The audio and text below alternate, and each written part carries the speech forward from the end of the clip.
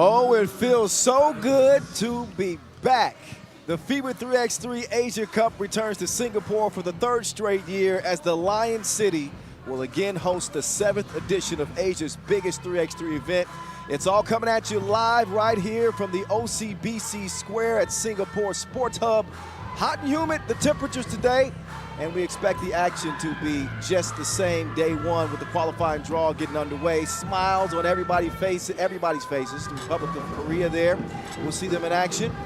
I'm Kyle Montgomery, aka the voice of 3x3. Sorry I didn't introduce myself, but I'm not the important person to start off the show. It is my partner in crime to open this 7th edition of the Asia Cup. I call him the Czar. Y'all know him as Angelo Sakarakis, a 12-year European pro, a bronze medalist at the World Cup with Team France. I think you can call him a 3x3 legend, an OG. He's been one of the trailblazers in this game. Also, the Greek 3x3 national team head coach. So he brings a wealth of experience to the broadcast. How you feeling? You ready to rock, man? Oh, man. Ready? Oh, you don't understand. This is exciting times. I think we've all had those jitters. We're like, when does the season finally start? We want to see those national teams battle for medals. And I'm so privileged to be in your company, Kyle, to commentate the first biggest event of 2024. Man, you know this is my 10th season on the mic. I couldn't believe it. I'm sitting here, I'm like, wow, I'm starting my 10th. And I'm starting it with you, my guy. Hey, well, taking a look at the qualifying draw pools. That's how we start off the Asia Cup, customarily, with 2 days of qualifying draw action. We got 43 teams in total that'll take the court over the next 5 days here in Singapore, all with hopes of reigning supreme here for continental supremacy in Asia. We're going to see who goes for gold this year. Of course, last year, the Mongolian men took their 2nd gold medal, and the Australian women, they claimed their 3rd. The Aussies have been the bar in this competition. Who knows what's going to happen this year, but that's why we play the game. Right, can we say that we start to have some rivalries now? Because I think we have some up-and-coming teams on the Asian continent that want to shake things up. Australia's going to have their hands full. Mongolia is going to try to keep up with the magic, so I'm intrigued. But what's really intriguing now is us starting with the qualifying draw, because we're going to find out about a lot of new kids that we've not seen. We're going to find out what's the next big face of 3x3 basketball in Asia, potentially, and I'm excited about that. Yeah, we're going to see. There are 3 spots open in the women's main draw and 4 open slots in the men's competition, and we will settle them in the next 48 hours, good people. So our first 2 teams to hit the flow here in Singapore are the Republic of Korea and Northern Mariana Islands. So we have not seen Northern Mariana Islands at this competition. They're making their debut. I'll give you a little bit of information about them when they do hit the court. But right now, here's the Republic of Korea in your face. They come in with, looks like they got some good size here, Sar, with Hyun Tak Aim, Jang Tae Seok, Park Rae-han, and Won Jun Aim. They come in as the 9 seed, the Republic of Korea. I tell you, watch out for Seok under the basket. Well, they finished 15th at last year's edition. They certainly want to step up their game this time around. And here are the Asia Cup debutantes all the way from Northern Mariana Islands. That's all the way in the North Pacific Commonwealth, made up of 14 islands. Capital of Saipan, where you can find Bird Island. Somebody did some studying, apparently, last night before the tournament began. Somebody got a little sleep, from what I heard. That's true. Hey, that's how it goes down. I was chomping at the bit. That's what you call professionalism. Of course. But at the end of the season, you get to December, and we're wrapping up the year. And at that point, you're like, yes, I need a breather. But then you take a couple months away from 3x3. Oh, man, you get that itch. I've been wanting to come back for a month now. Kyle, don't lie. You were missing it 3 days after. Oh, that's true. That's a fact. That's a fact. You got me pegged already. We're going to see who's going to peg down the opening victory of this 2024 edition of the Asia Cup, y'all. This is starting off what is going to be an incredible year, in case you did not know. This is the Olympic year where we will be heading to Paris for the Summer Games as we introduce our 2 officials, longtime officials, Edmund Ho and Eddie Liu. They'll be handling the officiating duties in this one. But back to the significance of 2024, 8 countries on both the men's and women's side are going to go toe-to-toe for gold. We already know 3 sides in each category that have booked their ticket to the Olympics based on ranking. It's Serbia, USA, China on the men's side, USA, China, and France for the women. The other 5 spots are all up for grabs. We got 3 Olympic qualifying tournaments that will be settled by mid-May.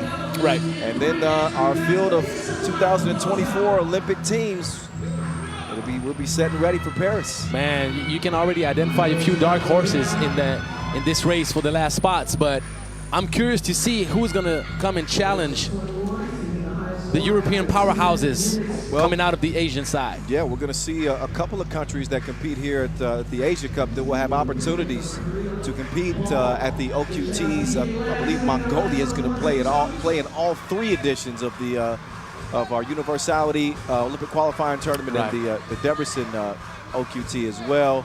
Australia will be there. Japan's men and women will have a shot. I have to think of the rest, but you get the point. You know. Plus, we got plenty of time to make sure that we give you out all the information that is required for you to be unstickable. That's right. Knowledgeable. That's right. We call him the Tsar for a reason. But the beginning of your name is actually spelled pronounced T-S. Yes, that's right. Sakarakis. Sakarakis. You're one of the few Americans that know how to do it. Well, I had a little practice back when you played. You remember those days. I do. All right, let's play some 3x3. Starting off hot. I'm him. He puts it in the rim to start things off. And he put some respect on that man's name. Knocked down the 2. That was Hyuntak Im, the 26-year-old. And you know what? You know that I appreciate good shooting.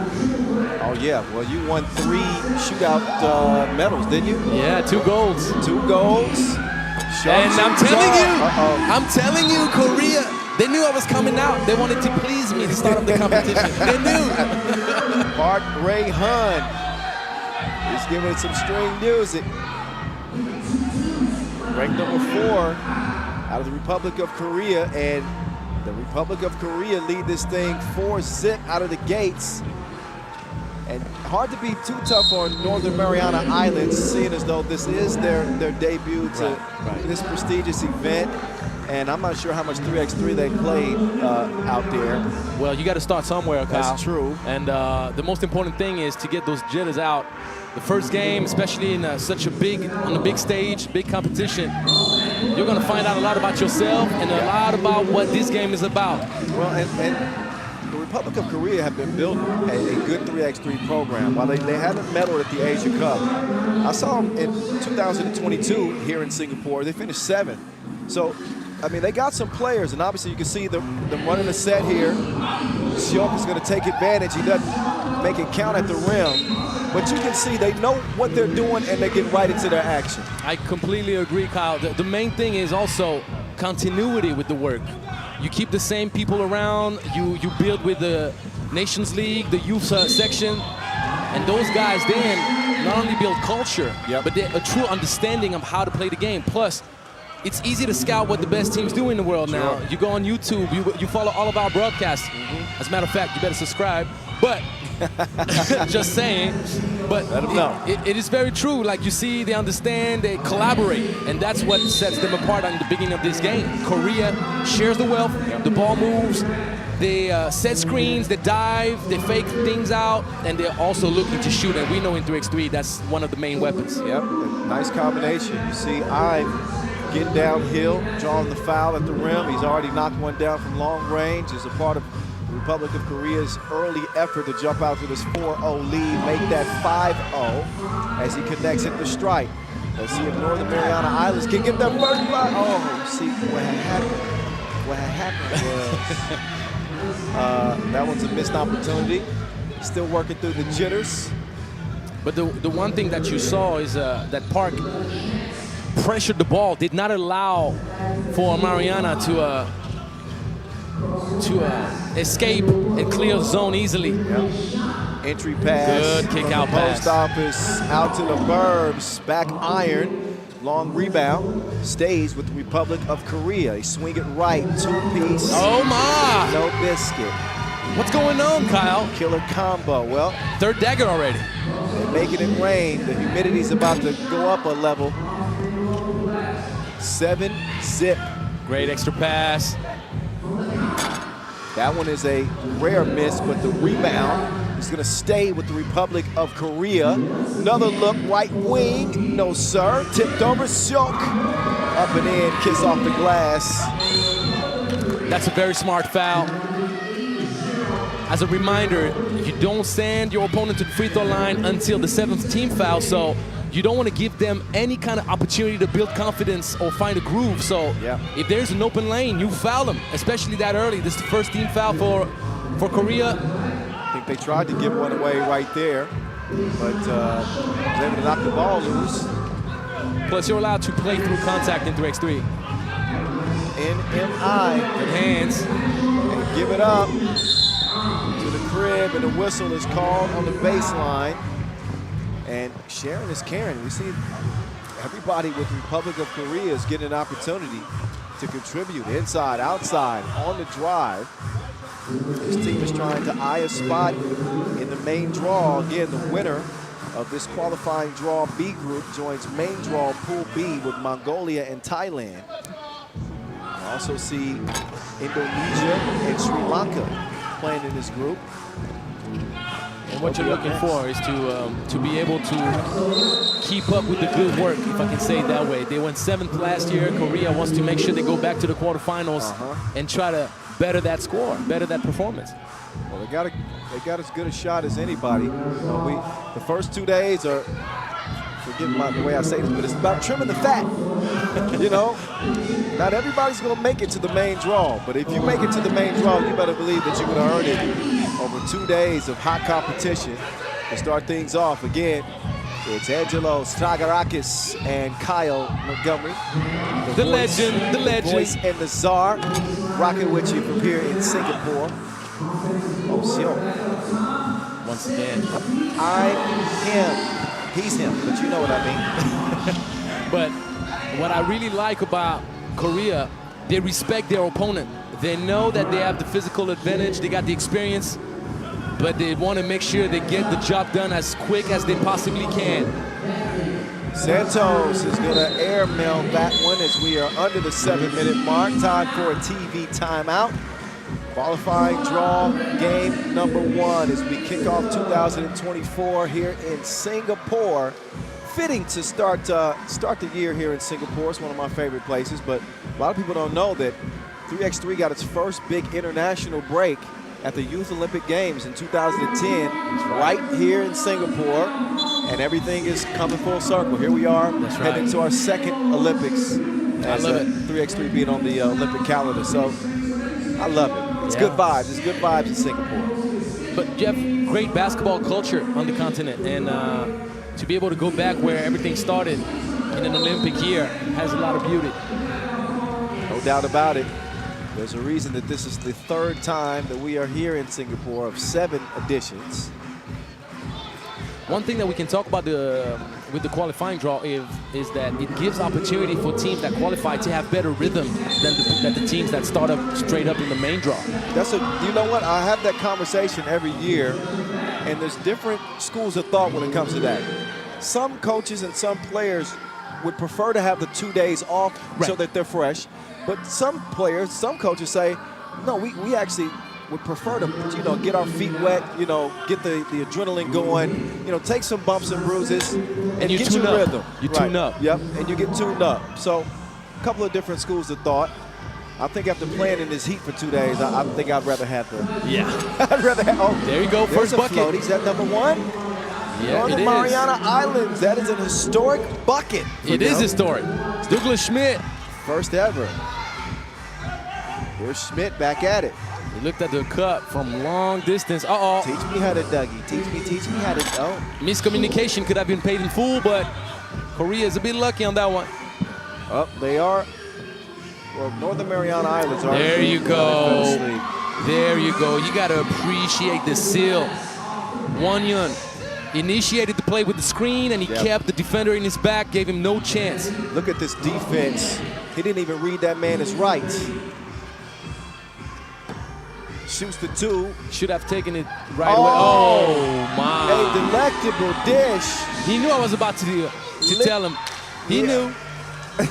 I was displeased with the hesitation. When you're wide open, buddy, you better take that shot. Oh, we got to see the replay on that one. That was a beautiful save, right on the money. Yeah. Hey, look, we're on TV, Zara. Look at that. Well, the handsome guy with the glasses is no other than you, sir. Hey, don't boost my ego. Stop. Well, I'm not boosting if I'm saying the truth, right? Oh, come on. You're just doing it. You're making it worse now. Come on, man. We got a game to focus on. As it still stands 13-1. That's the Republic of Korea's 3rd foul. NMI is up to 5. So they got 1 foul to give before they're in the penalty. And right now, the Republic of Korea is giving them the business. Well, the main thing, they make everything hard. Oh, this man. All net, all wet. It's that man Douglas Schmidt again.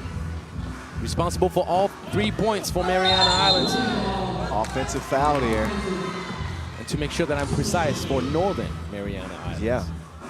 Don't want to go too fast when you speak up. Frequently abbreviated to NMI.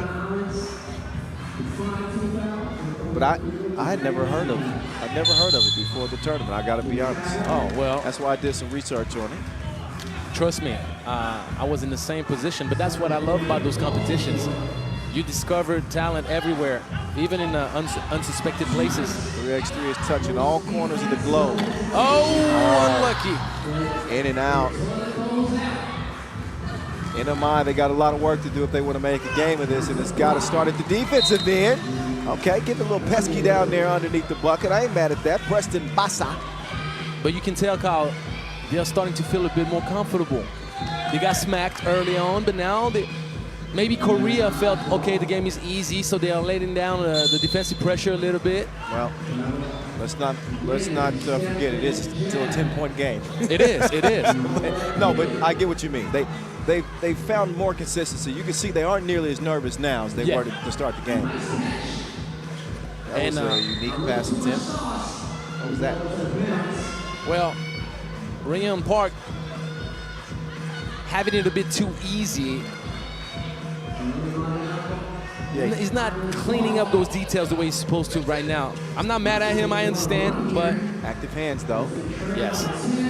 But he doesn't care. He doesn't care, active or not. He has 4 points right now, representing for NMI the right way. Schmidt is leading the way. Ooh. Bad miss, long rebound, long shot. Oh, another bad miss. That'll touch any rim, so that is a shot clock violation. Slight loss of focus from Korea, Kyle. Yep.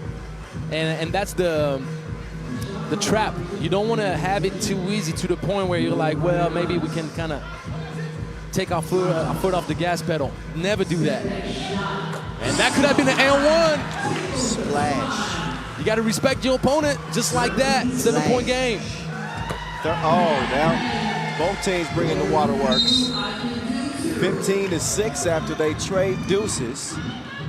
So NMI is showing some life. 4:06 left in this opener. Did you notice the difference with this shot from Park in comparison to the previous 2? He was focused, balanced, held his follow through, wasn't kicking his foot. Yep. See? There you go. Balance again. There you go. Park is in full drive mode. Yeah, he was leading the way for the Republic of Korea. When he got nonchalant, he's starting like twisting his hips, kicking his foot a little bit, or like trying to make it look prettier than it needs to. Right now, he's like, all right, let me press that button, refocus, double dagger, special, and now Korea right back to where they were at the beginning. 17-8 game, I believe, and they've opened up the floodgates from long range. Check the rotation. I ain't talking about DJ Last. Not yet, but shout out to DJ Last. On the spins, our Olympic DJ. He can't even see me right now, but somebody let Last know we showing him some love. Hey, don't give him too big of a shout out. He got his own fan. We're out here dying, and he has his own fan. Last got his own. And shout out to my guy, Noah Lazarus, 3x3, the hype. Mike, long time 3x3 partner, man. There's one thing we know about Noah. He's good. That is a fact. 18-6 as we get back to it. 350 and counting. Park. High arc. He just misses that one. He's not the one I would want to let shoot, but you're right. They were on the wrong page there. And those were the Ime brothers. The thing that got him off track. Sorry, Kyle. The thing that got him off track was that he hesitated between two options. He had the wide open shot. Could have made it a heat check, but he was looking to pass it to his teammate, diving down to the cup. Yep. Sometimes you can be too unselfish. Right. You know? You're right. You're right. Take the shot if you got it, especially with an 18-6 advantage. And looking to be cruising to victory. First 21 wins, as you know. 10 minutes on the game clock. Schmidt trying to get tricky with it. He'll get it down to the block. Pull up, 15-foot. No, nice. Very nice. Schmidt is everywhere like Starbucks. This dude is delivering for Northern Mariana Islands, but he's been the only bright spot, and he just got put on the bucket list. He's too little. That was good aggressiveness right there. You want to put your body on your opponent. You got to initiate contact in 3x3. It's a little too small in that defensive matchup. Republic of Korea closing in. All they need is two. Park will pull up. His shot off the window is a no-go. Schmidt. Dougie going back to work. He'll swing it. Baseline drive. Santos with some extra sauce. Get that man a napkin. That was great. Beautiful. Did you see how he downshifted? Yeah. On the baseline, slowed it up. Great angle off the glass. I see you. Look, man, those guys wearing the national team jersey, there's a reason. Everybody can play. Park. That bomb, back iron. Here's Wonjun Ime on the go. Drops it off to his bro. That's a no. Up top, Park open. Yeah, why you dribble, buddy? You got to keep focus on the 12-second shot clock. Did nobody ever have to remind you about that, did they? You already know. I think the ball left my hands before the ball even got in my hands. That trigger finger was itching. Well, you got to understand your role on the team. And shooters shoot. If you hesitate, you're losing kind of like your special power. And you got to have a short memory as a shooter, too. Yeah. Especially in a game like 3x3 because it's nonstop, it's continuous. If you start dwelling on missing a shot, and you know you're going to get another look, but just because of by virtue of the way the game is played. Right. You got to be willing to continue to shoot. Oh, thank you. So we got people looking out for us. Singaporean with the win win is trying to take my rosters already this year. 2:31 left. Game 1 of 18. Day 1 here in Singapore. ISO mode activated. Schmidt going to work. He gives it up. Missed him on the cut. Santos chunks the deuces. That one rolls out. Now it's Park. Swings it left. For the game. Park up Nope. fake. No, he's That's the one. Ime. Oh, he will miss it. So Republic of Korea delaying the inevitable as Northern Mariana Islands showing some effort here. Schmidt just long on that miss.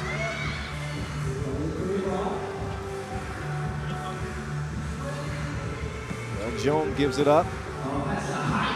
There you go. Drop step game. Too small, high impact.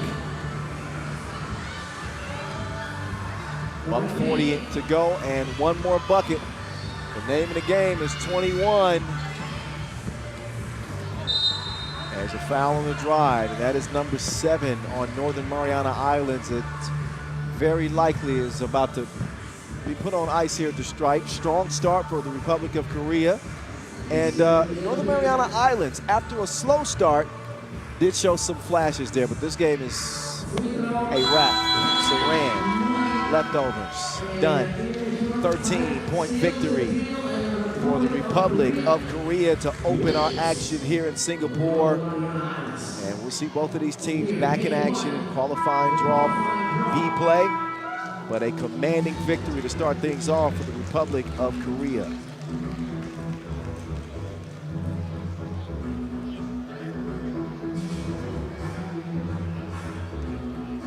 What do you think?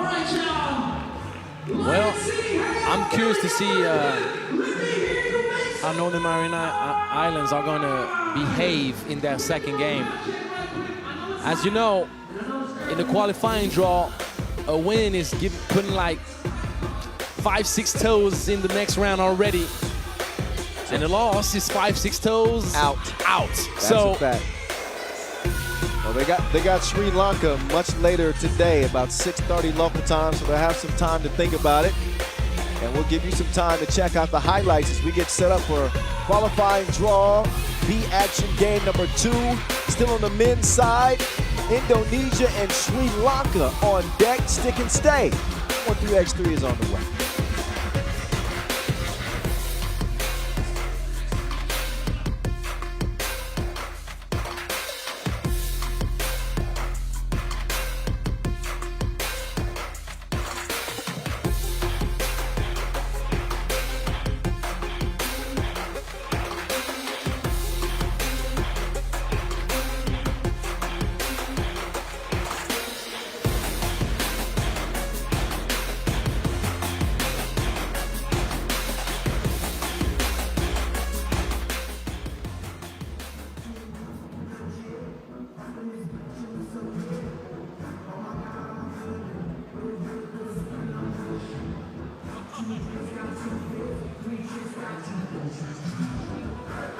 All right, you see our next 2 opponents getting ready to take the floor. That is Indonesia and Sri Lanka. Sri Lanka, your 18th seed. They finished 16th at last year's edition of the Asia Cup. Meantime, for Indonesia, they come in as your 14th seed.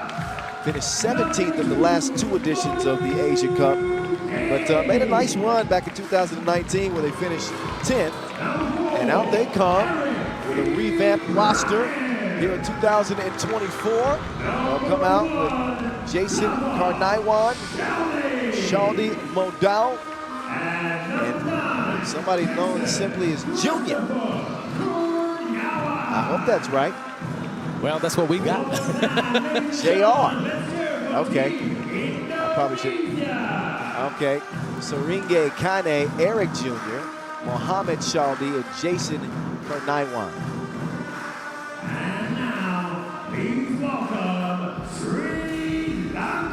But I guess they like to go by their nicknames, Shaldi, Junior, and Modal.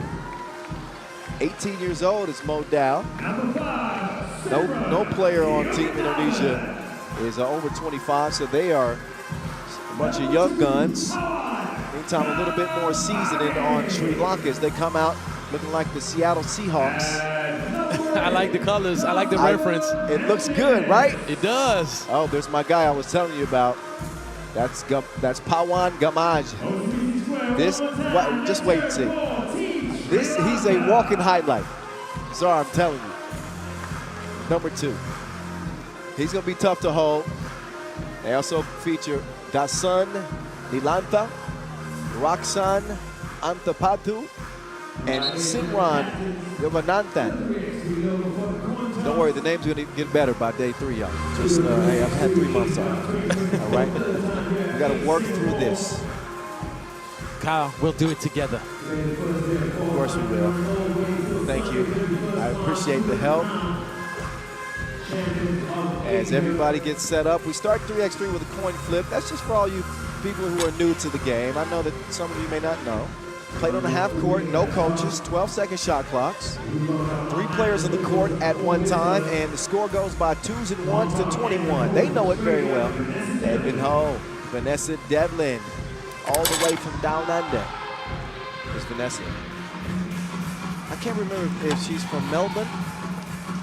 Don't tell Vanessa I can't remember. Well, but Edmund's from Hong Kong. You know what the problem is, though? They listen to the broadcast. I know. So you kind of set yourself up for failure right there. And then people at home be snitching on me. They say, "Did you hear what the voice said about you?" Oh, man. All right. I'm sorry, but it's Melbourne. I think I could be wrong. Well, if you made a mistake, which is not certain that you did, if you made a mistake, you're not going to make it twice once you get corrected. That is correct. That is correct. All right, here we go. 18 seed versus 14 seed, Sri Lanka. They've competed in 6 editions of the Asian Cup. That means every single one of them up to this point. Indonesia's no stranger to the competition. Played in the inaugural edition back in 2013. Saw them in 18, 19, 22, and 23. So they've played at this stage now 5 times. And representing with a country across their chest and a surname across their back. Let's get to it. Indonesia, Sri Lanka, qualifying draw B action, and they start in the post office. They got a delivery right off the bat. Using size right away for the mismatch. One ain't enough, they need 2. Jason from long range drains it. Wild drive, missing the rim. Indonesia's in control. They chump the deuces from the corner. Long rebound coming to me. Watch me assist this one. Here we go. Dime time. Let's see if you gave the special juice. I should have gave it no look. Yeah, but the no look was the first pass of the game. Yeah. Like, you got to get a feel for the ball first. I'm saucy. The camera wasn't on me anyway. It's just within you. Maybe next time. 2-1 game to start things off. It is a marathon of sprints this week in Singapore. 5 days of action, y'all.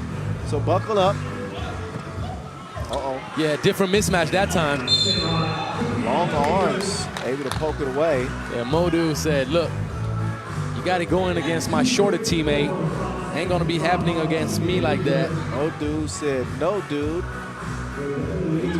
It's gonna be hard to post him. He's a sizable young dude, and as I mentioned, fresh legs at 18 years old, man.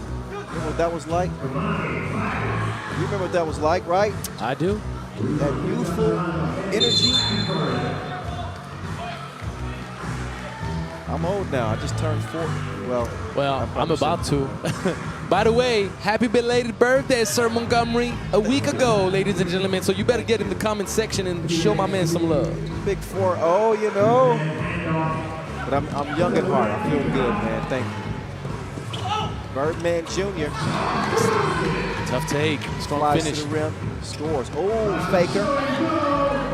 Faker and maker. He pulled the okie doke on him. Beautiful ball fake. Let's see what run shine. Says run up and get done up. I like what I see. To your chin region. I like what I see from both teams. You can tell they understand the pace of this game. And Sri Lanka right now doing it inside out. Nice start. 2 teams getting to it. Getting to the rim and able to draw the foul right there. I like the idea. I like the attack. That's Rukshan Antapatu. Well, the main thing is neither team hesitates, Kyle. They're going to chuck it up. They're looking for an opportunity to create a gap, beat through mismatch action on either side. Big man defending a shorter guy on the perimeter, or the shorter guy getting matched up with the big man down low. Keeping it alive. Well, nice defensive play. Got a hand on it. And Junior trying to turn defense to offense. He gets it down to Modu. Modu is beast mode. Great execution of the mismatch right there. Give me them cookies. I'll take that, and you take it back. That one airballed out of bounds. 4-4 game.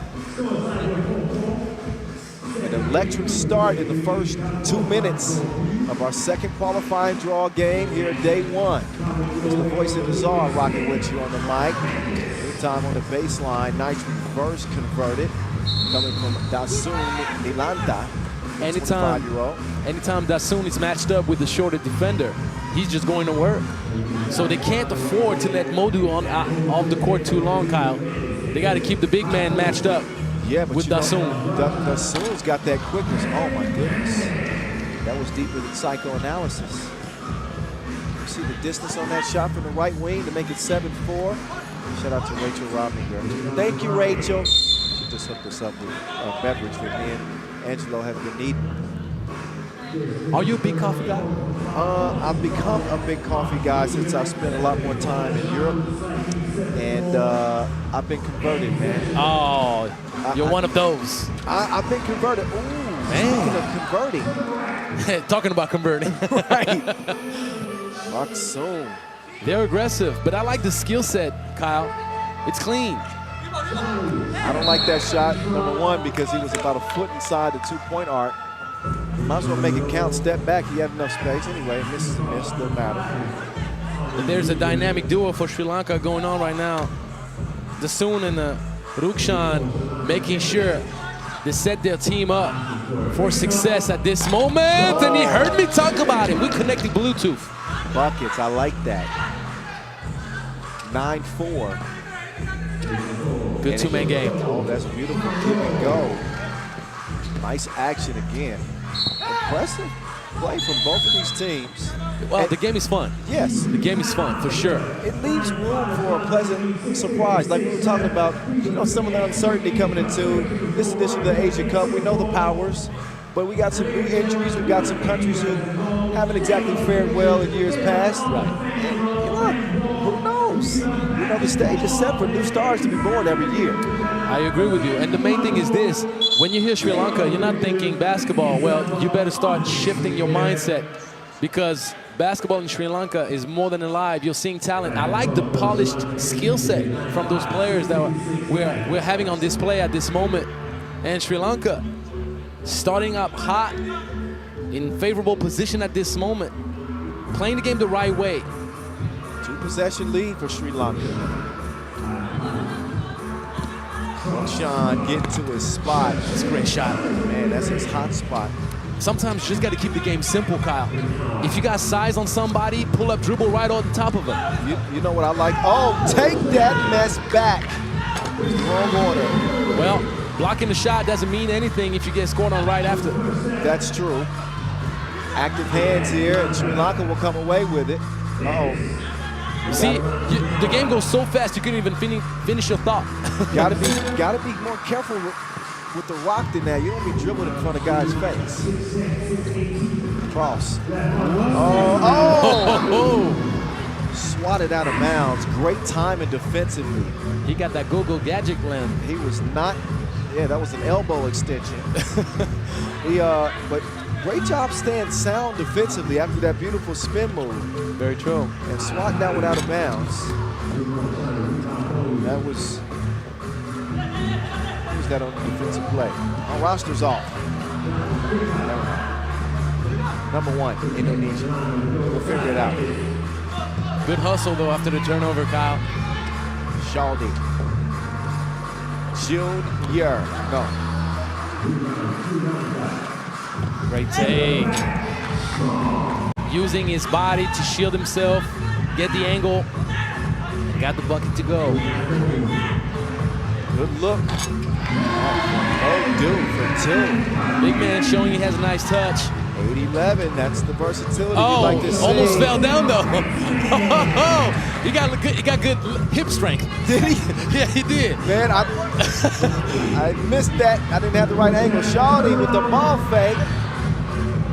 But he made up for it. Oh yeah, Modu continuing to get the job done. That is target practice. You know he didn't call glass. You can bank on him. 14-9 from the corner.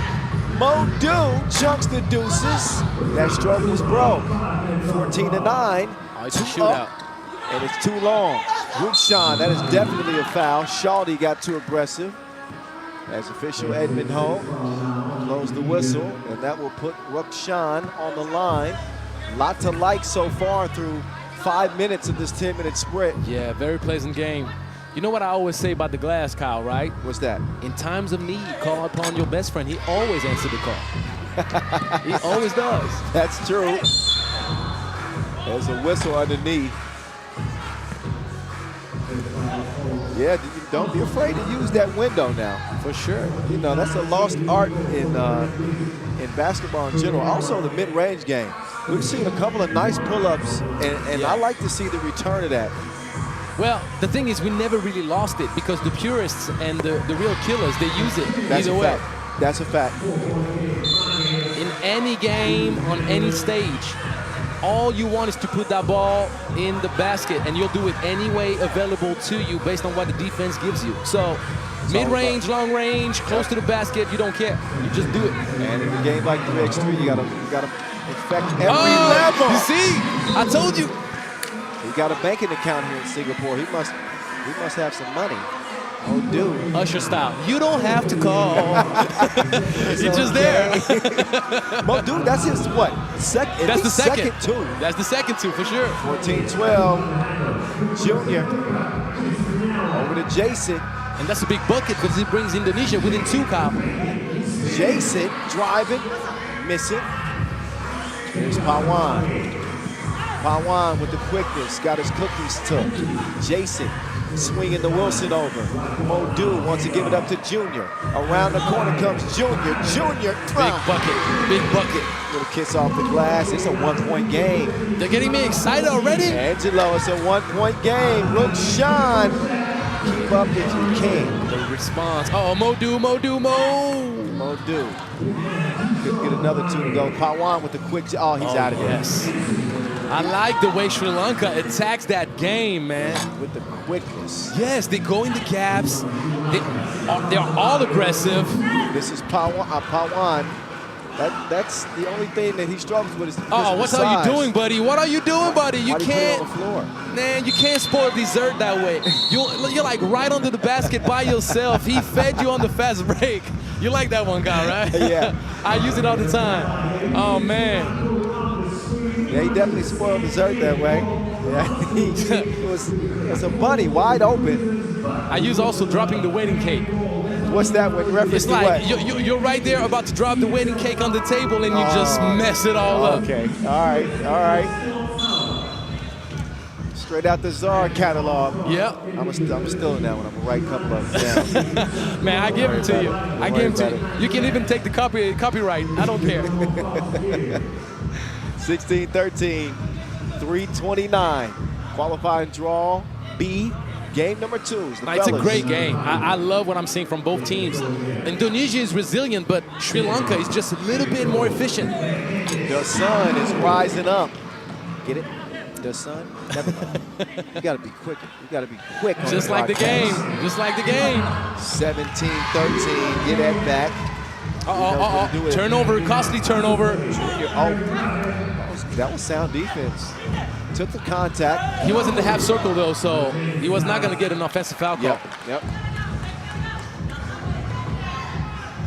Rakshan getting tricky. Dribble drive left, contorts at the rim. Can't get the follow. The sun is getting back to work, and he'll clean up the mess. 14-18, 2:45 to play. Oh, nobody home. Well, sun goes up for Sri Lanka at this moment, and sound is about to go down for Indonesia if they keep turning that ball over, Kyle. Because time is going to be running out, and most importantly, Sri Lanka is only 3 points away from the dub. 2:40 to go. I've seen crazier things happen. Plenty of time and plenty of twine. All cloth from the deep end. Sri Lanka on the brink of getting an opening W here. That two goes amiss. Modu unable to track it down in enough time to get it up. But how about Sri Lanka, ladies and gentlemen? Playing some good ball. And a great opportunity. The sun. Oh, he's denied at the door. Oh, but he sticks with it. Persistence pays off. Sri Lanka open up the tournament with a dub, 21-14 over Indonesia in a competitive game. Competitive game. But I tell you one thing, Indonesia is going to have to watch tape and realize those details cost them an opportunity. And I'm really seduced with what I've seen on display by Sri Lanka. Maybe a dark horse to come out of Pool B potentially. Keep an eye on Sri Lanka. They got an assortment of weaponry. And I think a big benefit that we haven't seen in years past is they've added some size to the roster. And I think that it's paid off. They did a lot of damage on the offensive glass. You know, converting second chance opportunities. Didn't shoot it poorly. Good game. And it might set us up for a showdown for the last game of pool play for a potential ticket to the main draw between Korea and Sri Lanka. From the look of things, Indonesia has no more, wild cards for a loss. They have to clean up the plate and hope that they put up enough points and that Korea How bad? beats Sri Lanka. It's going to be interesting, Kyle. How bad do you want it?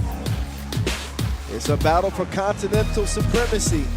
Here at the Asia Cup, a lot of pride is on the line. Now, some people were confused and they thought that the gold medal winners here would get an Olympic qualifying ticket this year, but no, that was last year. That was last year. Now, you got to clear it up. it's all about the Asia Cup this year, so just so y'all know. So a few more looks at the highlights as we get set up for what will be our third game of the day, our first women's game. Coming up at 12:20 local time, we'll see Kazakhstan and Maldives in women's qualifying draw B2. So we're coming back at you in 5 minutes from Singapore. It's the voice, it's the czar, back at you in just a few. Yeah, I like that hairstyle right there. Hey, kids camp. Shout out to the kids. Where all the kids at? All the kids here, let me hear you make some noise. I see you, kids camp. Hey, we got the babies in the building. The future of 3x3. Hey, there we go. I see y'all. Say hello. Hey, come on. Put your hands up. Put your hands up. Come on. Put your hands up. Put your hands up. All right, where all the kids at? Show me your dance moves, y'all. Let me see. Come on. Hands in the air. Put your hands in the air. Come on. Hands in the air. Put your hands in the air. Yeah. Oh, I see y'all. Hey. Say hello. How y'all doing? Don't be shy. There he is right there. He's peeking through. The kids can. What's up? Come on. Hands up. Hands up. Hands up. Hands up. Hands up. Hey.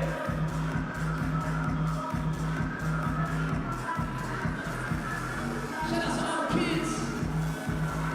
Hey, there we go. That's the live punch right there. What's up, y'all?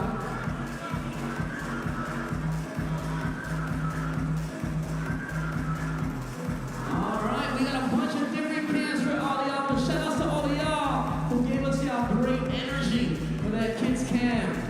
All right, 3x3 for the kids.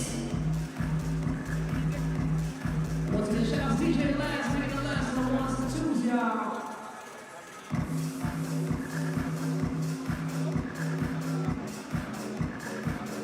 And once again, y'all, take out y'all phones, scan the QR code on the big screen as we love to see your beautiful smiles and beautiful faces on the big screen for the fan wall. And this is where we have the schedule of games as well as a whole lot of information on the FIBA 3x3 Asia Cup Singapore 2024.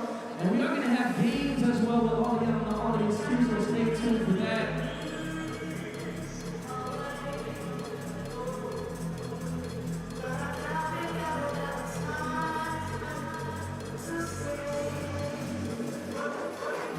Once again, scan that QR code.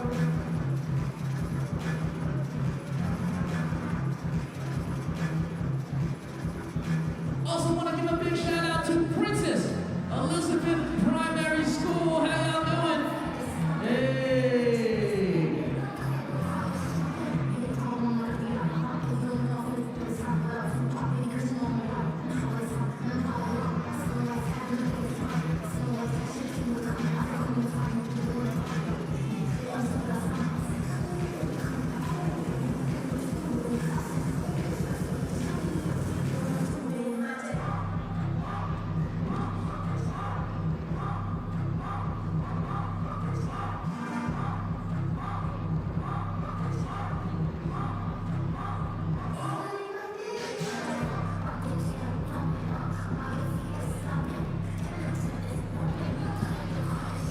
That is the beautiful skyline of the Lion City, y'all. Yeah, right here at Marina Bay. Have you seen the Marina Bay Hotel? I haven't, with sir. the infinity pool at the top? I haven't, sir. Oh, my goodness, man. Incredible, incredible. I got a lot to discover. I'm enjoying the overcast at the moment. The sun's not killing us. We got a nice breeze coming through. That's true, but not strong enough to perturb the shooting. No, that's good. But people forget that that's one element of 3x3 that has to be dealt with, especially for a shooter. As we play this game outdoors more times than not. So I got to give a shout out to Rachel once again, because she didn't bring me coffee. She brought me tea, and she knows me. Oh, that's. Oh, you see, I thought I was getting coffee too, but no. No, sir. So Rachel, thank you so much. Rachel's getting all the shout outs so far today. We appreciate it. Well, it's important to give love to the people that work in the shadows, man, that just make things happen in the smallest details. That's a fact. That's a fact. Let's see who's going to make it happen in this next game. It's time to turn it over to the ladies. That's right, Philippines and Tahiti on deck. We'll get you introduced to both of these squads as they take the court. And one thing that you can expect when the Filipinos take the court is a lot of excitement. They bring a lot of flair to the game in 3x3. Think back to the men's and women's competitions of Asia Cups in the past. And of course the RJ Abadientos game. That's one that's in the history books. Let's see what the ladies bring though this time.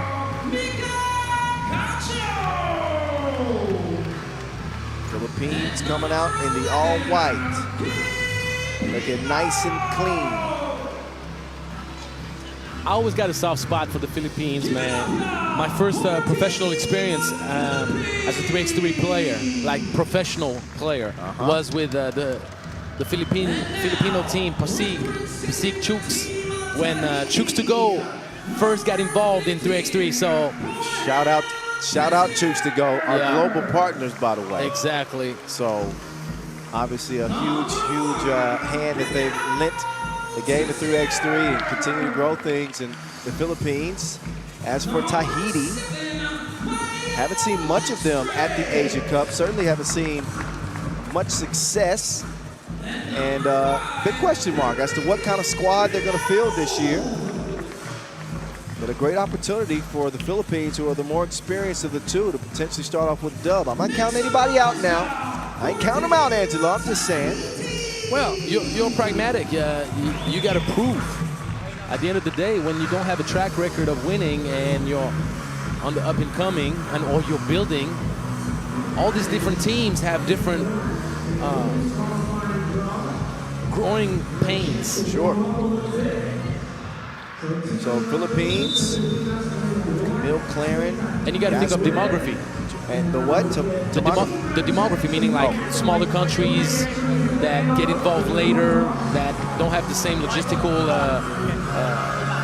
advantages. Yeah, sure. That's to take into account. All right. Chun Wing Leong and Vanessa Devlin to officiate game number 3 of day number 1. This place is going to go to another level once the homestanding Singapore team takes the court, but by virtue of them being the host, they're in the main draw automatically. So we won't see them until day 3, I believe. But I have seen a couple of Do you know who the second. coach for Singapore is? No, remind me. Oh, I'm not going to remind you. Don't I'm going to put me let on you the find spot. out. Don't put me on the spot. Oh, don't worry. I didn't know until like an hour ago. Oh, really? Yeah. And So you didn't share this information for me because you thought I knew it. All right, I get it. okay, I tell you what. I'll give you one hint. Okay. Ooh. Oh, yeah. He's Croatian. I'll give you another hint. He coached Romania the past few years. It's not Mike. It ain't He won the world tour with the Moon. That's all I'm gonna say. I'm not gonna say anything else. All right, I'm gonna find out soon. I can't make life too easy on you, though. Oh, you put me to the test. That's all right. I love it. That's all right. I'm gonna start quizzing you too. Get ready. I'm about to make it. I'm not gonna. Your first Asia Cup, right? It is. Oh, yeah, I'm in trouble. Yeah, I gotta haze you now. But I wasn't trying to put you on the spot. I'm just sharing with you. That's all. All good. Tahiti in the red. Philippines in the white. Let's go. We 10-minute sprint. And ball is deflected.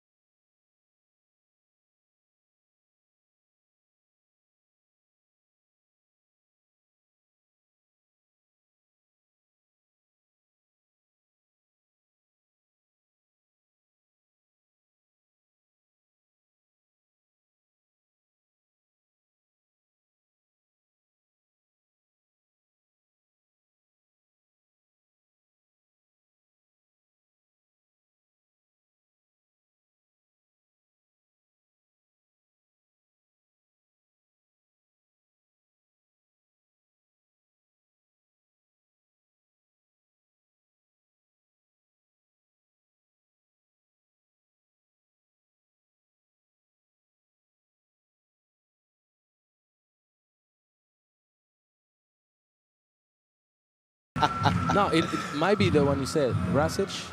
Lazar Rasic? Yes, I believe so. I haven't seen him. Okay, that's new. That's news to me. Well, it was news to me, too. It was news to me, too. I saw him give me a big hug. I was like, what you doing here? Say, I'm coaching Singapore. I was like, good for you, brother. And on the 2017 World Tour Finals in Milton. Well, Is that okay? I got to check my facts. Hey, Maybe listen, if Angelo set me up for an L here, y'all, No, y'all get on it. Y'all get on it. Protect me. It wouldn't be you being set up for failure. It would be myself. But All we right. we like those jams because we're talking about old timers giving back to the game of 3x3. Love it. I I'd love love to see it. I'd love to see it come in full circle. Yes, plus Singapore is well handled. They get great support with the experience of the man.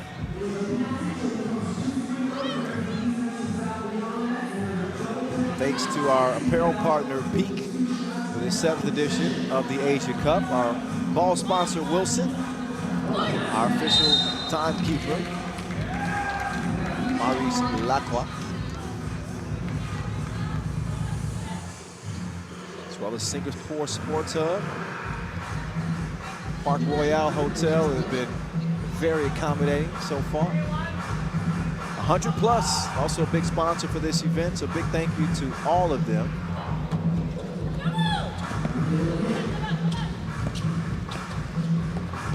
Two-zip Philippines in the driver's seat for the moment. That's a good look from 15 Great shot. feet, and that one's gonna go down. Well, you know what we said, passing is quicker than dribbling. Tahiti moved the ball around to the point where the teammate was wide open. Let the ball do the work for you. Yes, sir. You'll find out very quickly the game becomes much easier that way. But Tahiti on the board, courtesy of Here How Taisier. Great cut. Beautiful pass. Teamwork making the dream work so far for the Philippines as they lead by 2. Yeah, the Ao Tessier fell asleep and did not pay attention to the backdoor cut. Tahiti, the 20 seed in this tournament. Not that you don't win the game on paper. You win the game between the lines. And never forget, your seeding is also related to the previous season. Sure. So if you got new players getting involved with the sport, Right. Your ranking's going to go down. Yeah. and the new players you're bringing in might be a big boost of talent. So never get caught up watching at seeding and say, oh, it's going to be an easy one. Yeah. Because that's how you get your butt handed to you. That's true. Makes for a nice setup for an underdog story, potentially. And we like those. Underneath, up, and off the iron. It's it stays a 2-point game as Tahiti will pick up a 4th foul. They've got 2 more to give before they're in the penalty. 7 means 2 free throws for the opposition as a substitution is made for Team Tahiti. Tysier is out.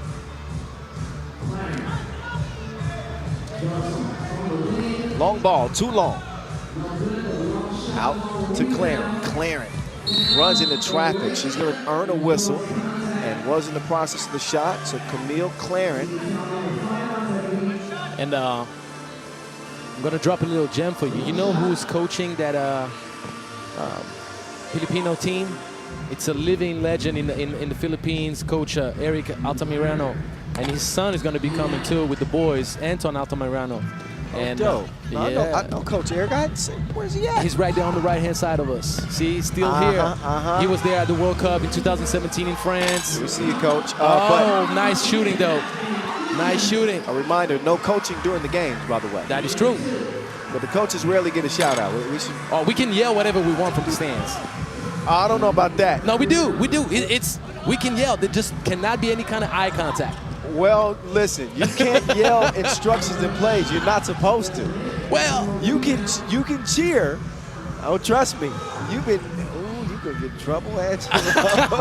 You could be in trouble. I tell you, they know about me, man. They know about me. They all do it. They all do it. We all do it. There's no way, all man. Right. For those of you at home, I am not encouraging this behavior from the coaches. It is against the rules to do that, okay? Well, it is technically, you can yell whatever you want from the stands. You just cannot have interaction with the players. You just can't look at them. So you can come up to the court. You can't look at them, they can't look at you. Back and call plays from the sideline. Well, technically, at first, all right, imagine I want y'all to run A3C on this play. As long as your back is turned, everything's all good.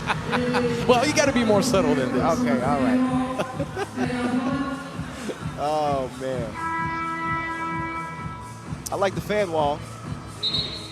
I do, too. Got some friendly faces here. And you know what I like is the outside shooting of Viriamio Eriti for Tahiti. That brought them within 1. Tahiti, Viarumu. Yep. May, Lekstrate, and Pohai Tysier.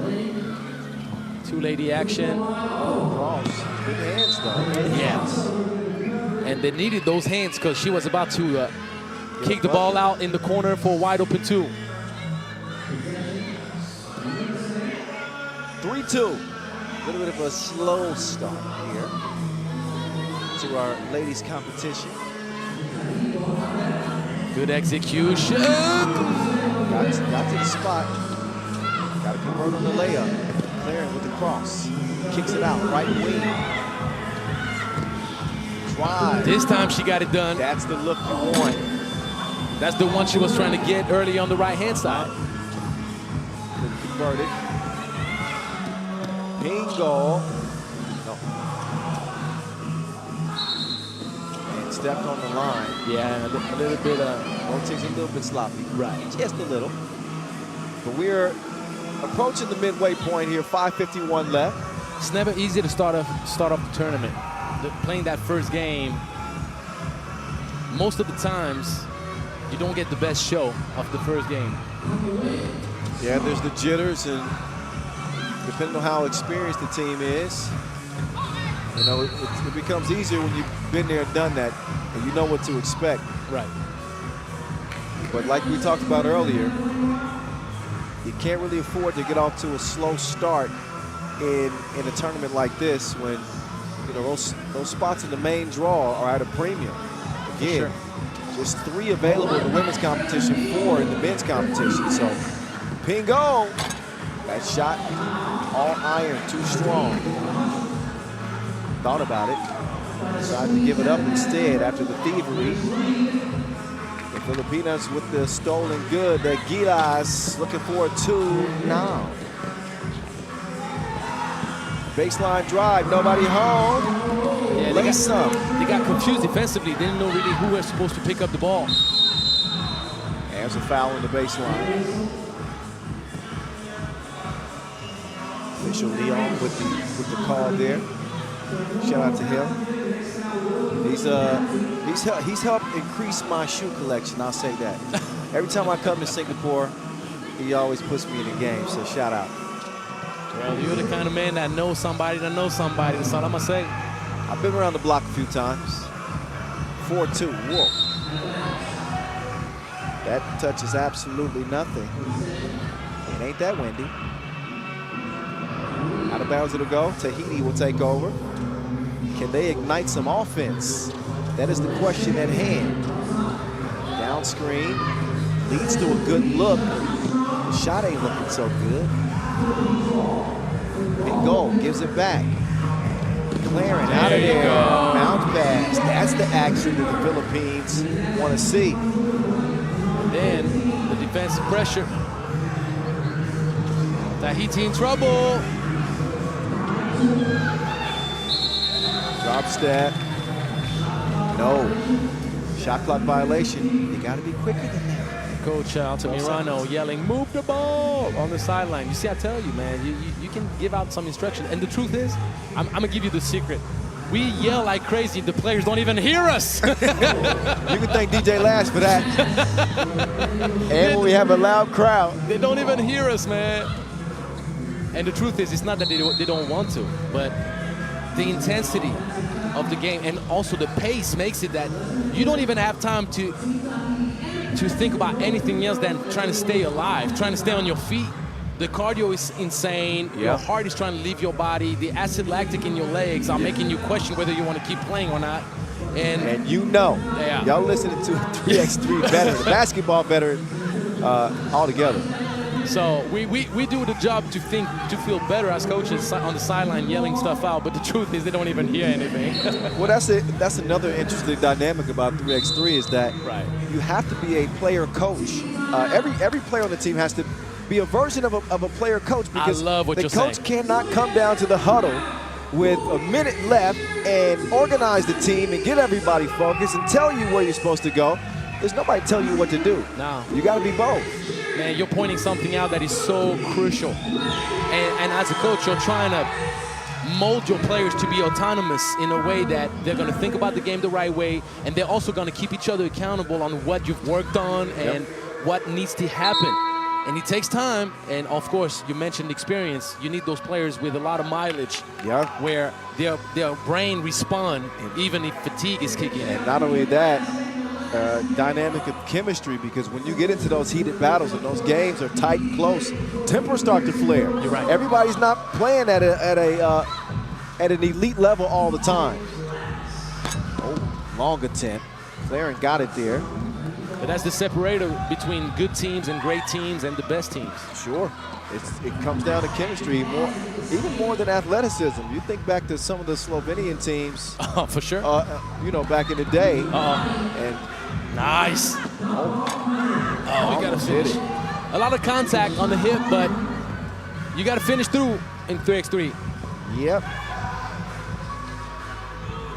Got to find a way to put the cookie in the cup just like that. She drops it like it's hot from the left elbow. And 15 in the red. Oh, the response. That's a big shot, Kyle. It's a big shot. Right back, 7-3. Because Tahiti was pulling within 2, and you never know what can happen when the game is that close. Because from the look of things, the Philippines are playing better. They move the ball better. They collaborate. Everybody is like active together, in sync. And Tahiti has been struggling a bit more to get the ball moving and find cleaner opportunities. But at the end of the day, the score is the score. And we look at Tahiti in the penalty, trailing by 4. This isn't helping their cause to give the Philippines an opportunity at the stripe to add 2. Points have been pretty sparing for both teams in this game. And you're mentioning points, and it's something I was about to touch on, which is winning is great. And that's the first step. The second step is you better make sure you get some points up on the board because you never know what can happen. And in case of a 3-way tie, it's not the ranking that will be the premium primary separator. It's going to be the score, the point scored. Yep. So something for Tahiti to think about. In a game like this, you know, a 5-point deficit feels a lot bigger than what it is, simply because we haven't seen a lot of scoring. So we're going to see if they can chip away at this this advantage for the Philippines. Meantime, the medical staff is on Tahiti's sideline. And there's some blood. That's the reason that there's that Viriamu. Yeah. Viriamu's scratched up a little bit. It looks to be like be okay. But right now, Tahiti don't have a sub. And they don't have the lead either. And oh, yes, fast break city. No more. That's a 3x3 fast break. Yep. Quick clear, quick pass to the inside. Quick recognition of the opportunity at hand. 6-point game. 2:22 left in this one. First lady's action. Oh, she's back. Good job for the medical staff. Viriamu back in defense, ping goal. Well, you got the best of the best for everything around here. You know that. Oh yeah, we hit on all cylinders here. I believe that this year is the 13th 3x3 season from the Pro Tour to now. I believe so. Well, yeah, like the first national team competition for the senior level was back in 2012 in Athens. So we're starting up the 12th official season for national teams. That's a beautiful thing. Beautiful thing. Look how far the game has come in such a short span of time. Is it as beautiful as that alley-oop? I don't know. Is it? Probably. Oh, we gotta leave that up to the fans. Y'all take a vote. That wasn't so pretty. Wild shot. Uh-oh. So that feel like a bad relationship. I'm sick of this. 12-3 as the lead is begun to swell. Philippines starting to run away with the baton now. Buck 40 to go as Cacho steps up on the line. And you know what's looming over the heads of Tahiti, though? What's that? The 10th team foul. Double bonus. Oh yeah, well. I would say this was pretty much a done dilly. And you never, anything could happen. No, but Angelo, this one's done. But the main thing is you're adding insult to the injury at that moment, because any foul gives the ball back to your opponent. Yep, with an uncontested shot, 2. Exactly. And the ball. So the main deal for the Philippines now is to try to get as close as possible to 21 to set themselves up for a more comfortable second game. Yep. That's when you have an opportunity like this, I would expect the tools to start flying here for the Gilas. And she heard you. Right on cue. And she heard you. 2-ball. Joseon makes it 16-3. Oh, near steal. Claren couldn't save it cleanly, so the ball will go to red, but a 16-3 game. The Philippines have blown the doors open.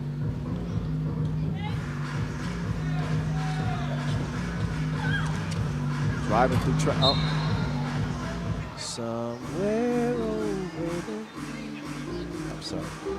I couldn't resist. Sometimes it is what it is, Kyle. Sometimes it is what it is. Hey, we got long days. Oh, great. Oh, dime great time. cut. She's a visionary, this Cacho. Oh, yes, she is. She saw it like a psychic. And we had the perfect angle to catch her left eye. She kind of like was waiting for the right time to just dump it off. Let's see. Good recognition. I love it. Because we can also see most of the things that the players see, because we got a good angle. We right on court side, man. So we can't get closer to the action. If we do, we're literally sitting on the bench. Joseon wants another one. She's double trouble right now.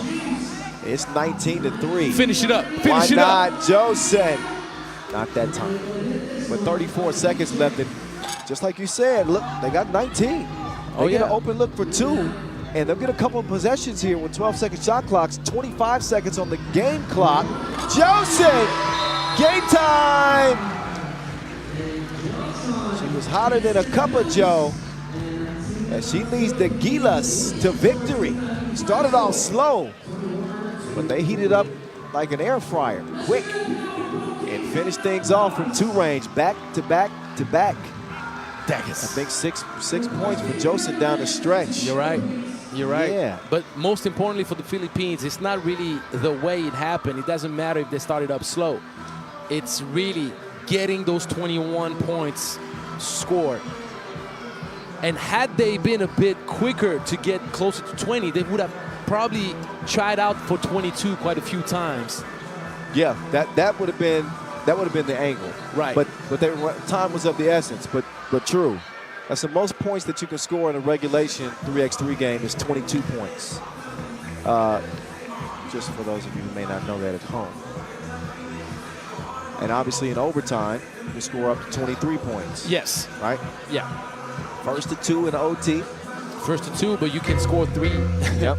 Hit a free throw and end it with a 2-ball. Exactly. There you go. You know what I was always thinking about the rules, since we have a little moment to be able to talk about this. I always wondered why in the rule book they did not allow for players to shoot their free throws. In a sense, 2020 or 2019, everybody in the bonus, we're still in regulation time. There's a foul call, and the moment the player gets those 2 free throws, if he knocks down the first and goes to 21, the game stops right away. He doesn't get an opportunity to shoot his second free throw. And knowing how important scoring is in 3x3 and knowing that he's earned those free throws through foul, is something maybe we should touch on eventually. I can't argue with you there, actually. I think that you got a good point there. I never thought about that, Angelo. You're gonna have to take that up with our rule makers. I don't have that kind of pull around here. It's hard enough for me to get a coffee. So no, but the main thing is that I think FIBA is always open to the conversation when it comes to being fair and making sure that we push forward the game. Sure. And there is insight into it.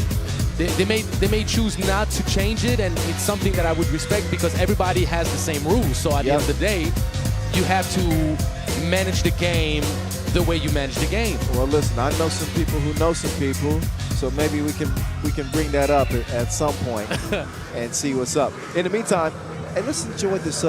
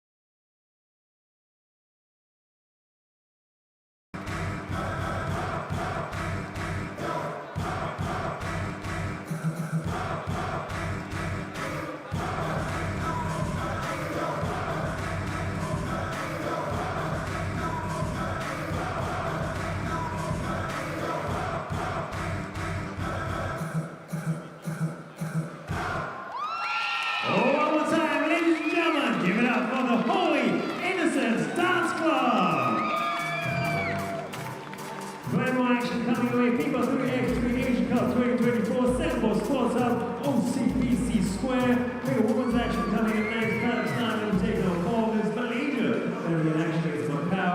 India going to be up against Maldives in the men's qualifying. So we'll take a little break then.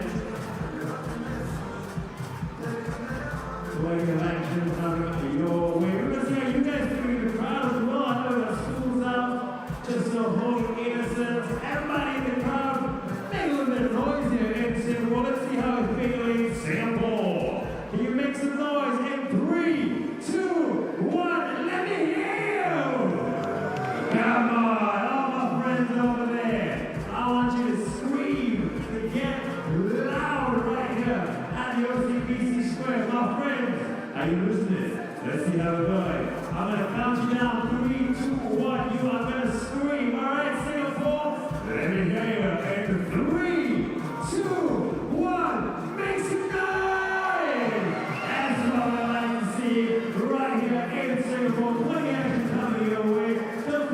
Take lots of pictures. Nobody scan the QR code on the fan board. You see yourselves on the screen as well. Give us a little wave. Put your hands up. Say hello. That's what we like to see. Get involved right here. FIBA 3x3 age go. What's up, my friend? How you doing? You're on the screen. He's acting like he's not.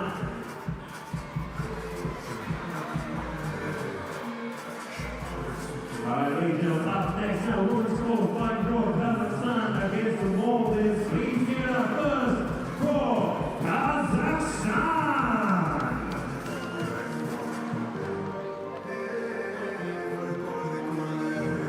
Representing Kazakhstan, we welcome very well, Tamila Sakiekova.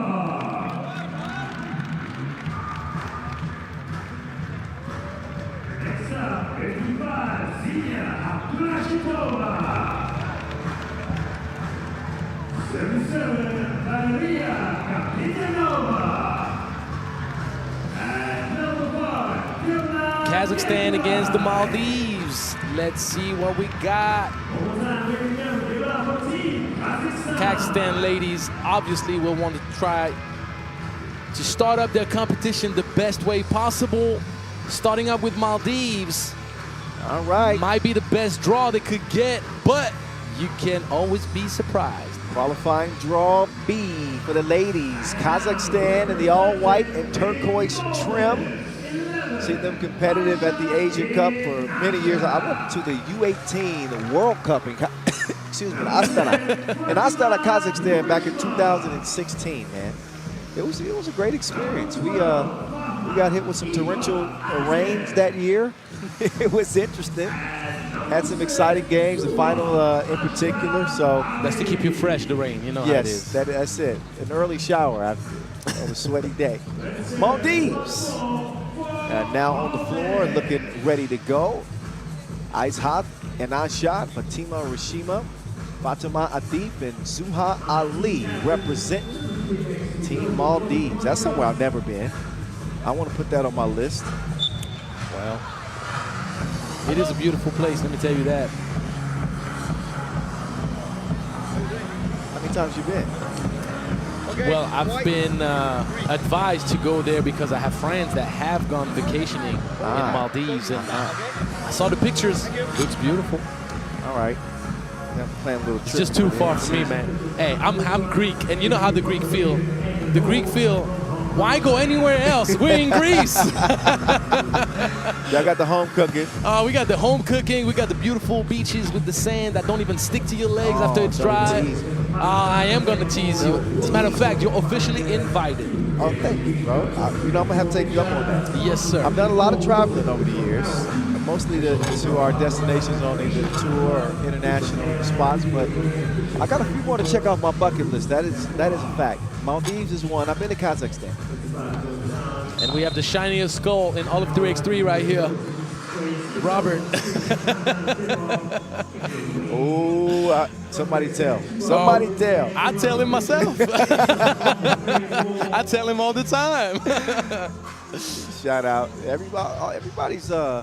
Everybody's here, mainly. Yeah. A lot of the FIBA staff. So good to see everybody back after. We got Samir Soliman, head coach of the German national team, just joined us. He sat down. I love this man. He's a great person, number one, but a great coach. Yeah. Kyle, I'm telling you, he's done such an amazing job with the women's program in Germany. And they're going to be competing for one of those last tickets for the Olympics. So watch out for Germany. Anyhow, back to the game. We are underway. And a little bit of a sloppy opening possession here from Maldives to start things off. Kazakhstan. Well, you got to give some credit to the defense, pressuring, harassing the ball early.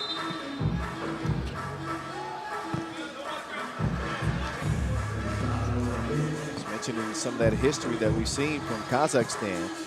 The women's team took a silver medal not too long ago, 2019. The last two editions haven't been so friendly to them, finishing 15th and 13th. But a fifth place finish in 2018. It's a new cycle. Kazakhstan is rebuilding, and they also have a a lot of those ladies involved in the pro circuit, and they are preparing also for the upcoming Women's Series. Yep. Big Women's Series this year, by the way. The World Tour starts at the end of April, and we'll match the record number of events that we saw just a year ago as Ignacia. It's a little bit long on that shot. But the Women's Series, I believe there's going to be 20 events this year. I believe you're accurate. Prize money has gone up. Women's Series last year was incredible. Can't wait. It's going to be just as incredible, if not more now, knowing also it's an Olympic year. Oh, so man. Women's Series are going to be even more important in the way to prepare for the biggest event of the season. Definitely a lot of love for the ladies. 3x3W, by the way, at 3x3W. That's the account you want to follow. Keep up with all of the women's information throughout the season. Maybe I should take some of that tea that you got. This coffee is robbing me of my vocal cords. Jeez. Still scoreless, but just scratching the surface of this one. First bucket. There you go. Nice one. Captain Nova getting in for the bucket. Captain Nova now has it, the veteran. I say that at 22 years old. There you go. Kazakhstan warming up now. We got 9 international caps, does Captain Nova. So she's deserving of that veteran tab I just gave her because she's got the most experience on this Kazakhstan team. Along with Tamila Zakipova, Valeria Kapitanova, Xenia Abdurashidova. All right, I got to work on that one. And Dilnaz Yerkebe. That is the squad. Well, Kazakhstan lead this 2-0.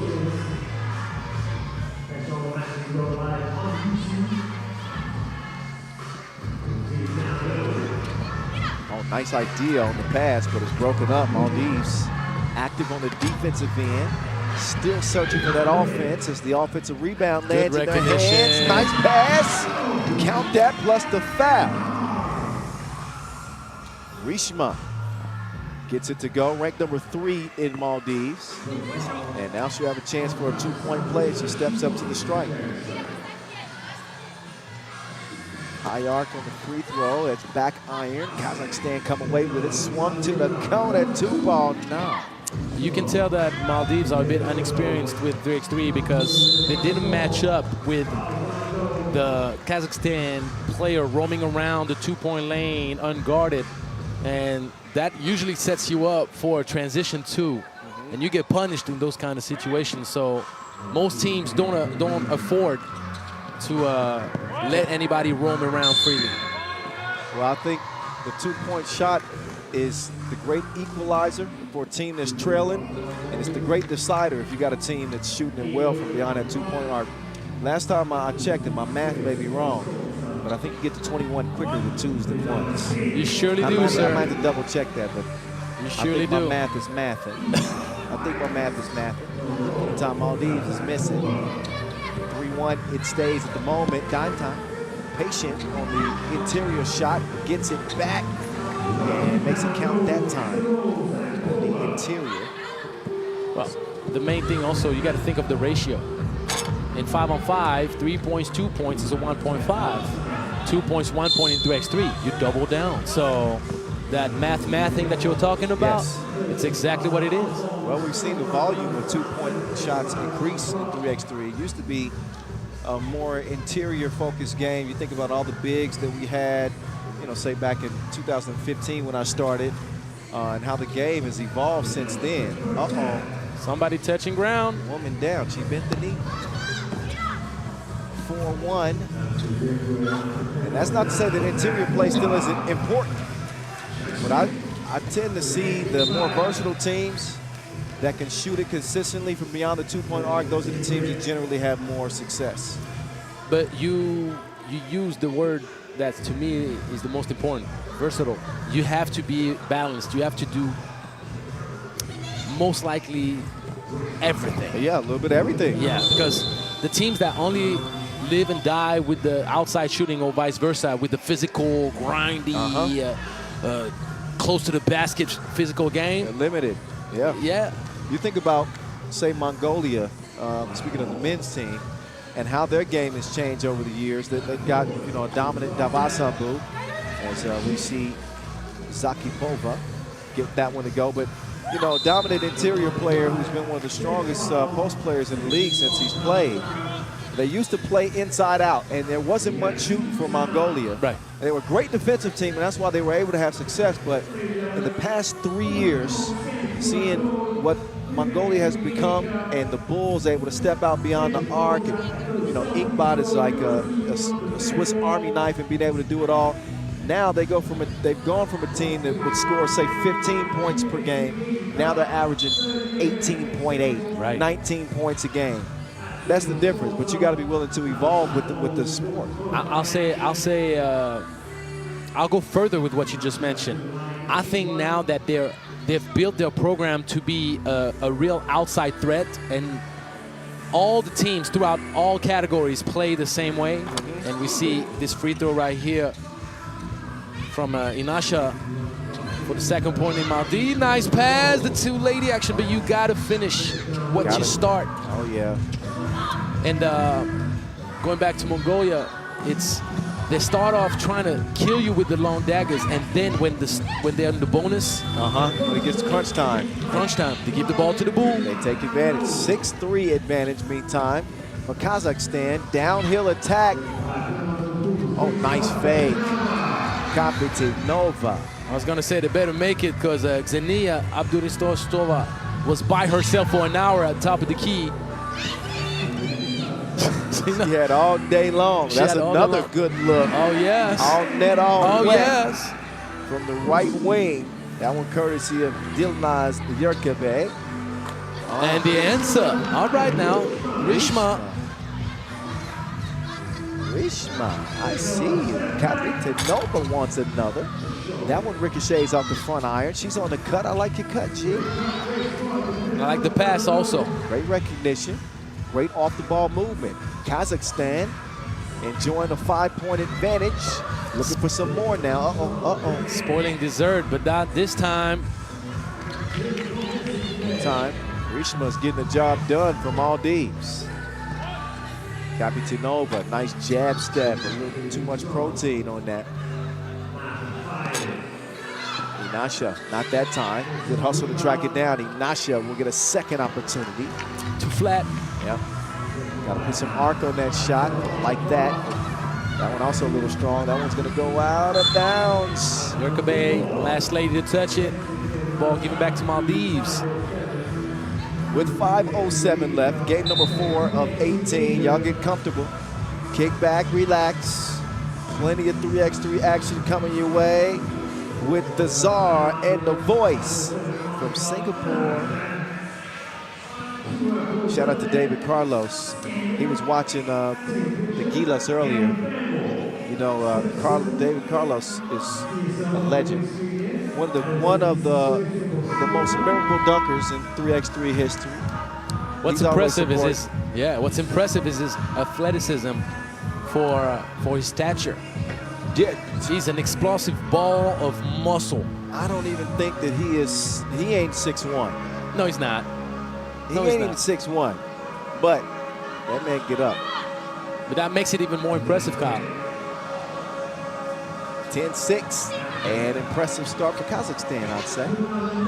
Inasha trying to sell that foul, and she was able to get the whistle. Yeah. Kazakhstan is not safe yet. Like, the way this game is going, if Maldives find some type of shooting touch from the outside, they can make this game more uncertain, even though Kazakhstan seems to be more stable and dominant. Yeah, a 2-possession game, technically, with a 4-point advantage here for Kazakhstan. Nice cut. Nice cut. And that's another trait that you'll see of a team that's a little bit more experienced. And you know this better than obviously myself, because I have never played 3x3, but to have the continuous energy to move off the ball and not stay stagnant, that is a challenge for players, because you get past that 5-minute mark. Your legs feel like spaghetti noodles. Your chest is burning, but if you don't move, you don't give the passer a moving target, and your offense becomes stagnant. You start standing around and watching people go one-on-one. That's not the way you win 3x3 games. No, but I tell you what, if you don't move, you better make sure that you do something like what Zakipova did. You got to keep your opponent in your back and hold position. There you go. So now moving has to be done with the thought process of getting an advantage. Creating space. Right. And letting somebody have the room to operate. You're right. There you go. No room to operate there. Smothered underneath. And that will earn another trip to the stripe. Kazakhstan picks up a fourth as Rishma will step up to the line. But you see, once again, Kazakhstan is a team more experienced. Those little details, I talk about the seal position established very early on the transition by Zakipova, and they have the backdoor cuts. You can tell they execute in a way more common to what we've seen with the good teams. And once again, Maldives getting caught, not matching up. And they watch out. They're a bit lucky. Maldives lucky. Can they capitalize on it? They dodged 2 bullets there. They did. Good look in the corner and a point-blank opportunity. Speaking of point-blank, Rishma is going to miss that one. And she's gasping for some air here with 3:44 to go. And Kazakhstan continue to go to work. So Kapitanova setting the tone for this Kazakhstan team. Rishma, she's taking all the shots like nice rebound. 11-8 3-point game. Maldives ain't going away quietly. Abdurashidova to the cup. 12-8. She gave the shimmy yay, shimmy yo. And to the right she goes. 4-point contest and a walk is called. And it is time for our second TV timeout. First dead ball at the 4-minute mark. 3:07 officially left. Game number 4. Get it back over to the men's competition after this one. We'll get to qualifying draw D for the first time. Malaysia and Macau are on deck. Right.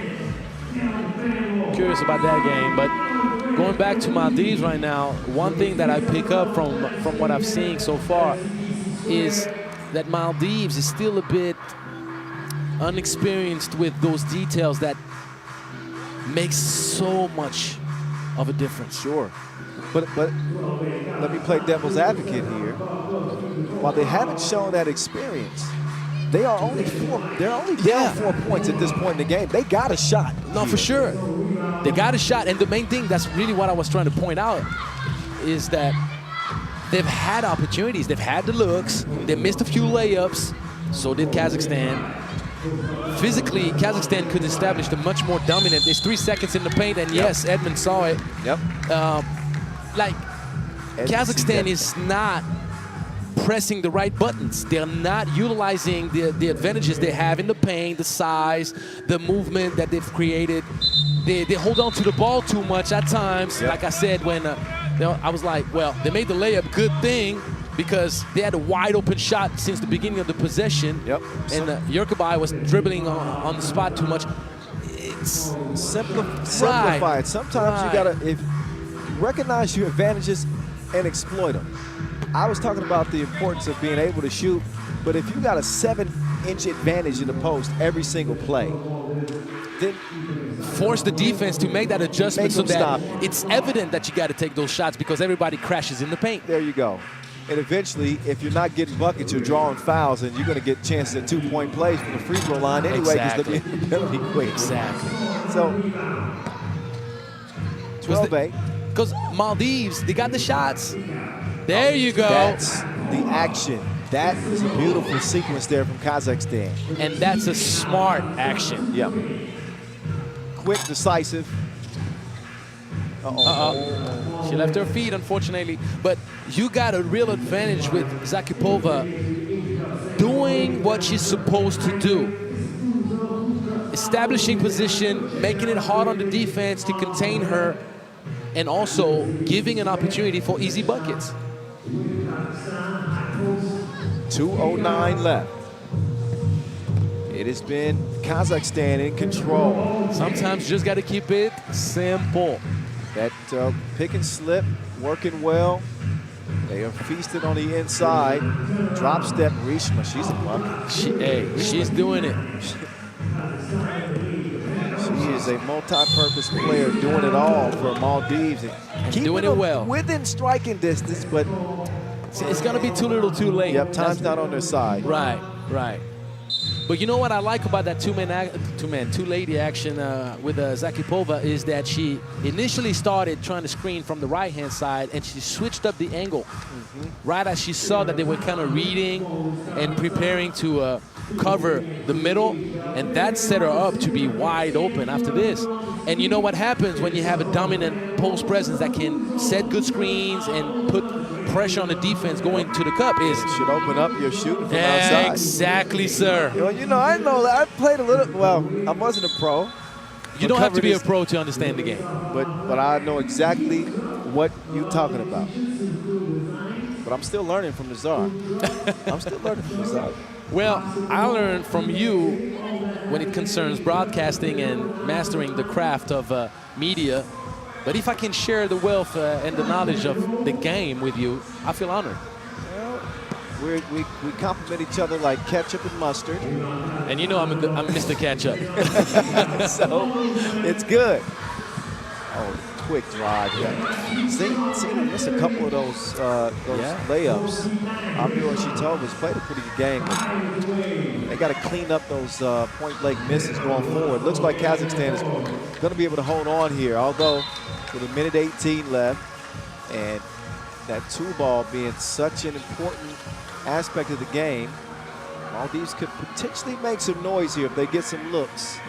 I tell you what, Maldives can go back, watch the video, and understand that they have tools they can play with. They have tools to make this a competitive tournament for them. It's a learning process. You have the growing pains, but there you go. Look at this. Great execution. Oh, yeah, but that's the look they want. Draw foul inside. Right, but you see, they're showing that they're trying to play the game the right way. They get everybody involved. They move it. They're going to shoot it up. They haven't found efficiency from the outside, but at least they're taking those open looks. And you got to play the statistical game, the data game. And eventually, they're going to knock one down. Eventually. Qualifying draw B action here for the ladies. Winner goes to main draw Pool C with Mongolia and Malaysia, just so you know. But someone got to talk to Maldives about matching up on the free throw line. And Inasha. Big bucket, Inasha. Makes it a two-possession game. Oh, there's some roadkill. Yurkabai just... That was road rage. Did you see that? Give her a citation. I don't know how they're driving out there in Kazakhstan, but honk the horn, something. You can't. Warn them of your presence. Give him a shot to get off the road. 37 seconds left. 15-11, it stays. Big possession here for Maldives, because if they can hit a two, which she needs to shoot it. She needs to shoot it. Rishma with the hezzy. Rishma decides to drive. She will draw. No, she doesn't draw the foul. That's a shot clock violation. Yeah, they initiated a little bit too late. Yeah. You agree with the drive there, or did she? Or no, I thought she needed to shoot it. She needed to shoot it, and she had the opportunity to do it. Now it's important for Kazakhstan to use the clock to their advantage with a two-possession lead, and they don't do that. They'd rather get a bucket. What do I know? Once again, you need points. Inasha. Not that time. Oh, Rishma mishandled it. I'll tell you what, Kyle. Inasha has a nice shooting touch, and we've seen Rishma just going to work inside, outside. Maldives, they have an opportunity to potentially get a win in this tournament in the next few games. Well, we'll see. They will not be getting the win in this one, as Kazakhstan will add a 17th point. That will put this one on ice, 17-11. Kazakhstan over Maldives here in qualifying draw B action for the ladies. Game number 4 of the day in the books. 14 to go, plenty more action. But an impressive win here for Kazakhstan.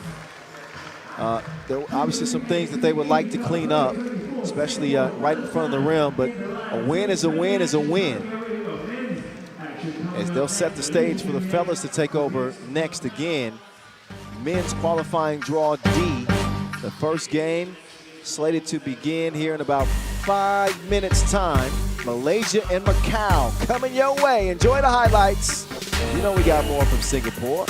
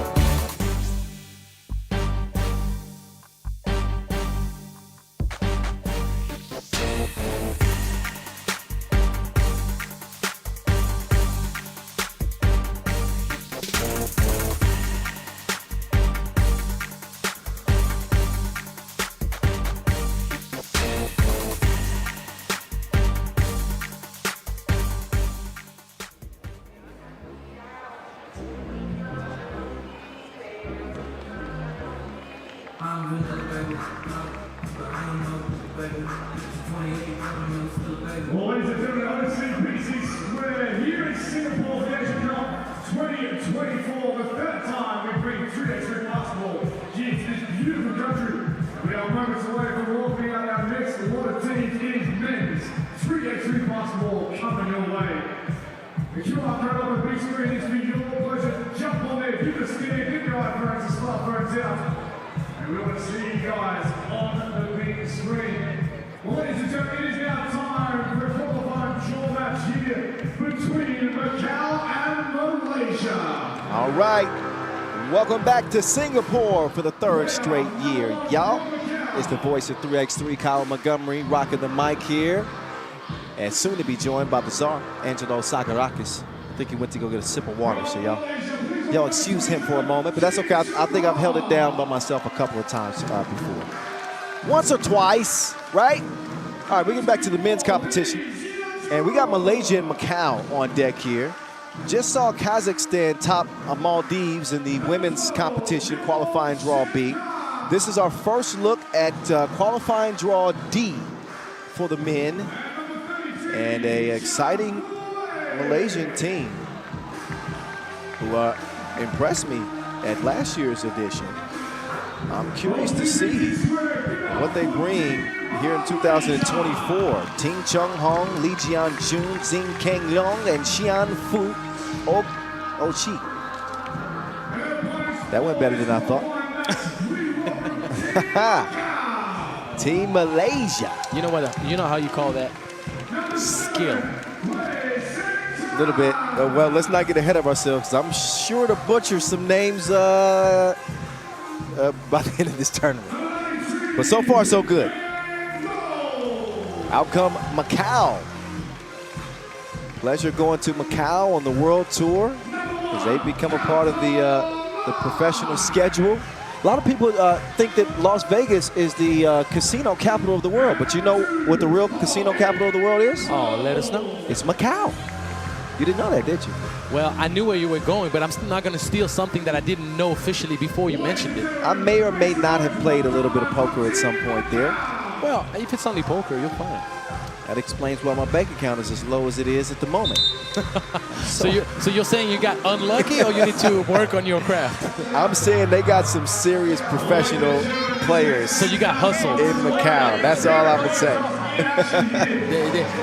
they made you feel that you had a chance, and then I'm the one at the table that they call the fish.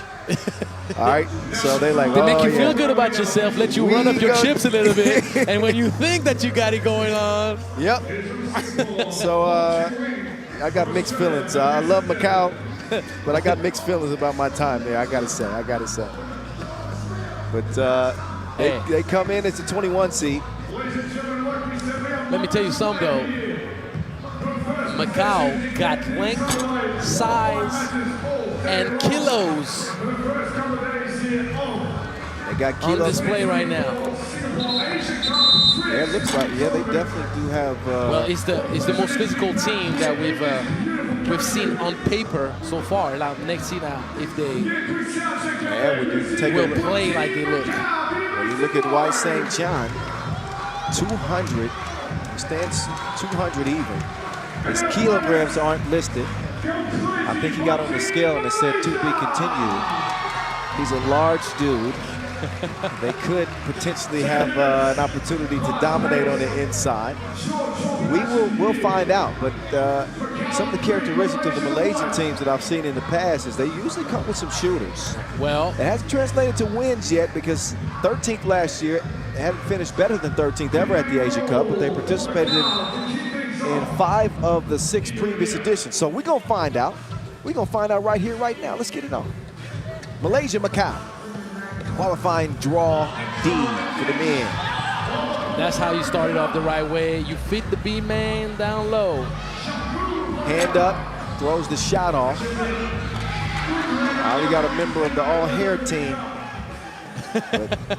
Well, you got 2 candidates in this game. One on each side. Who do you prefer? Xian Fu Ui, rocking number 33 for Malaysia. And then Chang Wei Sang going for back-to-back buckets. And then Hu In Ho, number 2. Steph Curley.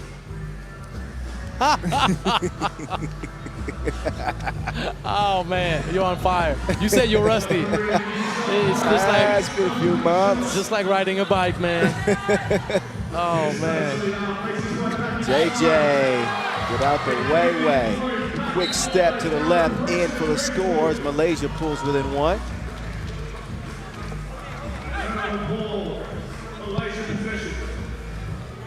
Again, qualifying draw D action for the fellas. Fake handoff. Oh, nice defense there. Yeah. Winner joins the main draw pool D with New Zealand and Qatar. Big bucket. Nice 2 knockdown from Ka Tong Lai. Macau in the building. Macau, yeah, they're making their Asia Cup debut. They're one of the new entries to this competition. Nice So look. See what kind of first impression they make. So far, so good. They lead it by 3. The foul is given up.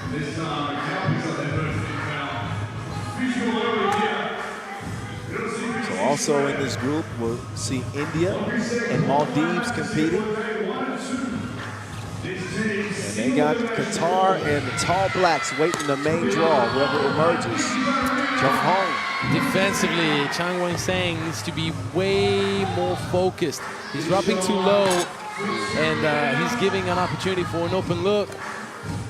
I understand you're tall, but you still gotta be active. Got shot on, and it's a tie game. He's activated, that's safe to say. That knockdown from Ting Chun Hong. Off balance, still gaining his composure enough to make the layup. So Macau keeping Malaysia at bay as we approach the 8-minute mark. Just getting comfortable in this one. This early goings, I think this one's gonna have the makings of a good game here, Angelo. I believe you're right, Kyle, and it's 2 different styles. You got the length and strength of Macau, and you got the aggressiveness and speed of Malaysia. True facts.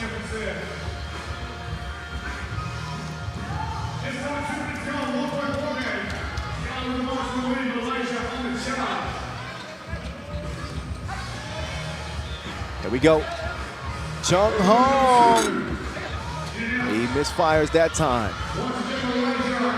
Oh, using the glass once again. Dring, dring. The call got answered. Off the window. I don't know if I like the shot or his hair better, but That was a nice make. There's a tough competition between the two. I would agree. Yeah. But I'm a shooter, so I go with the shooting. And there we go from dreads to curls. The all-hair team. And Steph Curry with the 2. Going at it, 8-1. I tell you what, though, that might stick with him. Just so you know, it's probably going to stick with him. Steph Curry. Yeah, that's not a bad one. It's a good nickname because that means you're a shooter.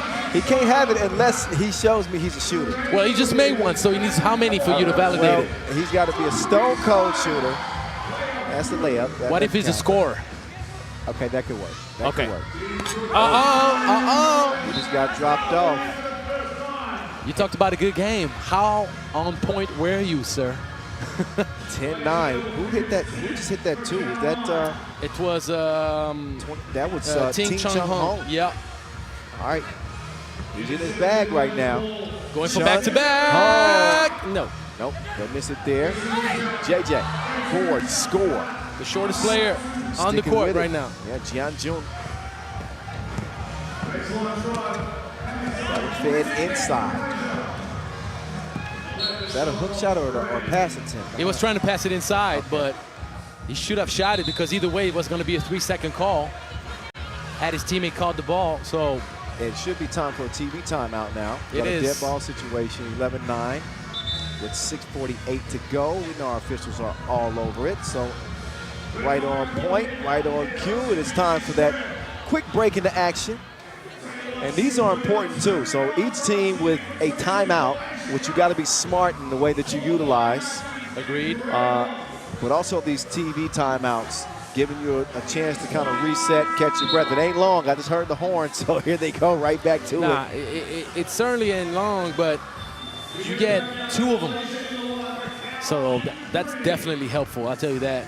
At critical points in the game too. So.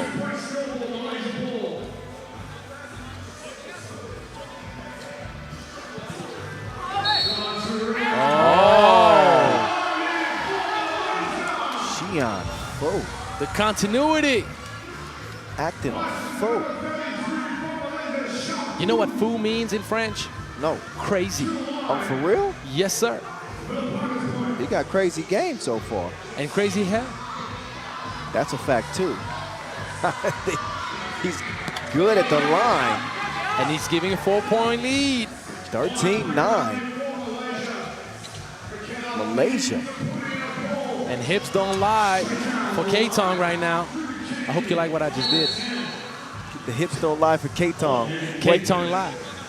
I see that. I see it. I was trying to think of the song. There's a song titled "The Hips Don't Lie." Yeah, from Shakira. Okay. Don't worry, I'm not gonna do too many of those, but I got some in the bag sometimes. Oh, that was missed. Oh, twice. Oh, take that mess somewhere else. And I agree. Jian with all the fakes, but no makes. I agree. K-Tong Lai was telling the referee 3 seconds, and he wasn't lying either there. Low from deep. It's a no. That's out of bounds. And that is going to be white ball. 6:04 to go. In a 3-point contest, Malaysia is only slightly in front as the intensity has returned here in this qualifying draw. D game 1. Oh, a vicious block. No foul call there, right? No foul call, all ball. But and I think we'll see on the replay. I think it was clean. Oh yeah, great timing. It was clean. So you and your dreads get up out of here. That one missed. Steph Curry with the rock. Great fake. You got to pass it out. Oh, nice fake. The wrong choice. Nice fake, but wrong choice. So Russell Westbrook on the side of the glass. Oh, couple of just point-blank chances. And a foul on the interior. If not a foul, then 3 seconds was very likely going to be the next whistle. But K-Tong Lai, it's an unfortunate choice that he made. He had a wide open look on the right-hand side that would have set them up for offensive board. And here, Like, how alone can you be for a layup, Kyle? John June hit the nitrous. That quickness has been disruptive. And a big reason that Malaysia has been able to manage a 4-point advantage. That penetration, constantly putting pressure on the defense, getting to the rim. This is what a good point guard will do for your team. You know what they say, speed kills. Facts.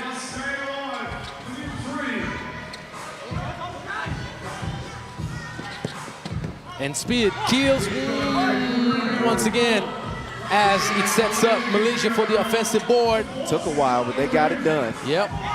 Zan Kang Leon keeping that 4-point lead.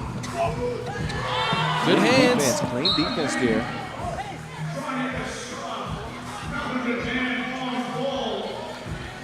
So past the midway point here. Not quite crunch time yet. But Malaysia pulling within 6 points of that 21-point mark. And both teams in a high-scoring game. Desperation heave there late in the shot clock. That had to be done. And that one poked away. No, actually, he mishandled it completely. Oh, it was? Okay. Yeah, he forgot his luggage on that trip. Sarge back in his bag.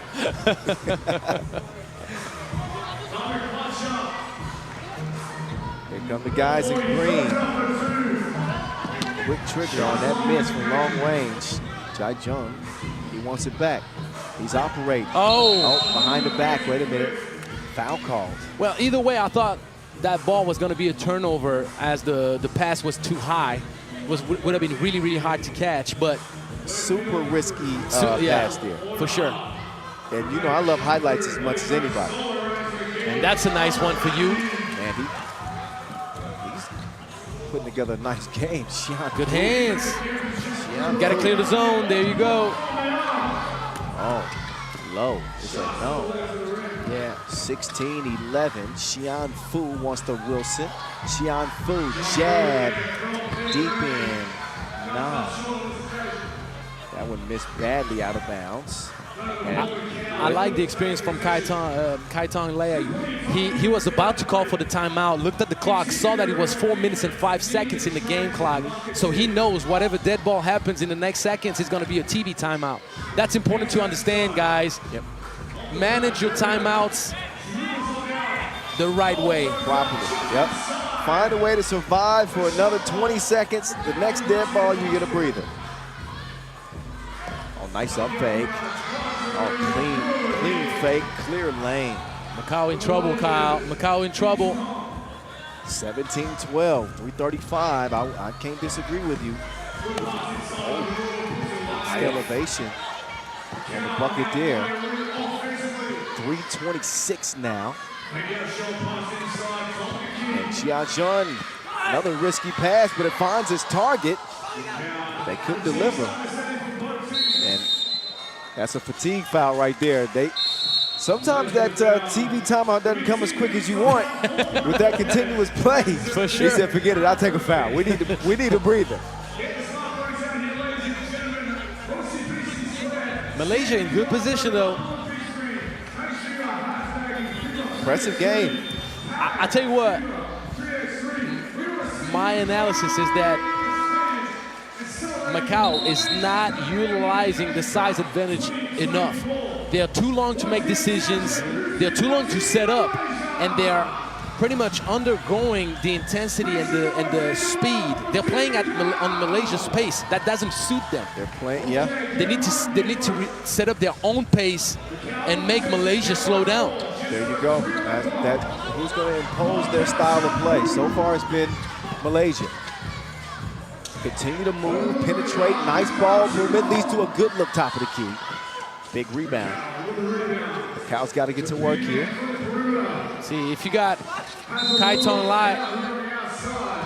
That's the 5th on Malaysia. Both teams even in the foul category with 2:51 to play. If you got Kai-Tong Lai and Chan Wei-Sang playing only on the perimeter, then that plays right in the hand of Malaysia. Well, I think you see more of that perimeter play when teams get fatigued. It's easier to settle for just chunking a bunch of twos up. There you go. That one works. There's the advantage. Can they capitalize on it in the next 2 minutes? Jianfu with the miss. Lai. I don't like that at all, Kyle. I'm not gonna lie to you. That's your big out there shooting that too.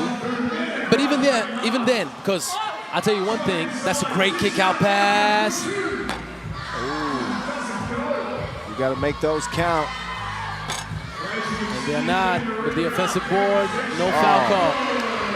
Stronger than the Singapore sling down there. I tell you what, Kyle, my center in Greece has a great shooting touch. So I'm not. Yeah. So I'm not going to prevent him from shooting. I allow him. I want him to take shots, but that's just like you have a wide open lane for the drive. He's the worst shooter of your squad so far.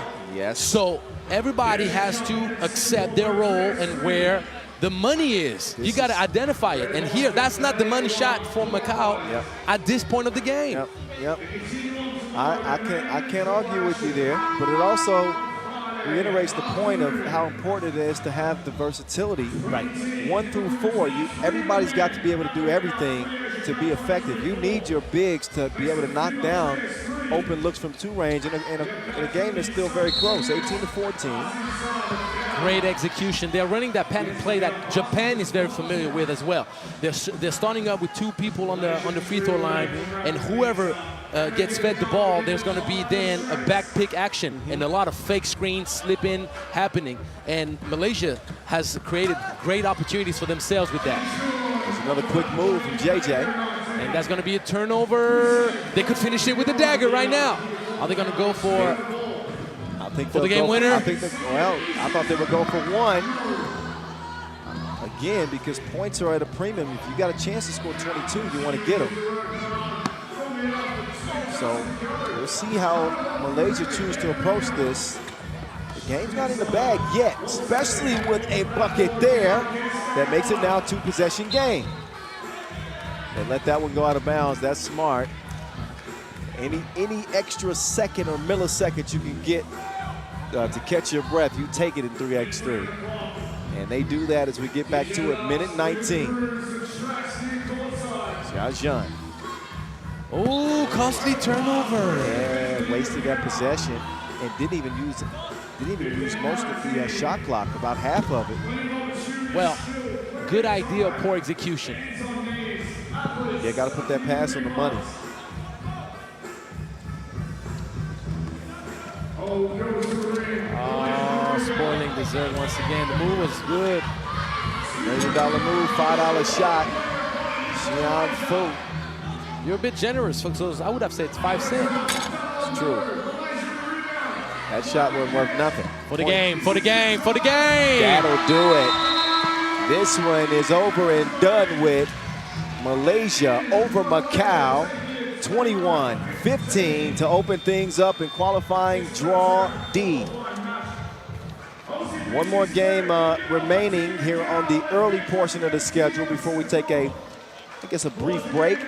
We've got India and Maldives on deck, but Malaysia, as you heard Angelo say earlier, they imposed their will in this game. Right. And they forced Macau to play at their tempo, which was obviously to Malaysia's strength. So yeah, because you end up having the big man Chang Wei Sang on the perimeter most of the game, and the few opportunities he had to get down low, he scored. So something for them to think about going into the second game. Macau still showed that they're going to be competitive in this group. Malaysia, though, taking a strong option into qualifying, having won their first game. We're going to find out how things flesh out. This is day 1 of 2 days of qualifying draw action, so we'll do it all again tomorrow. And we're just getting started today. We are, 5 games in and getting ready to head into what will be the second stanza of games after a break. But we got one more 10-minute sprint before then. That's India and Maldives coming your way in about 5 minutes, ladies and gentlemen.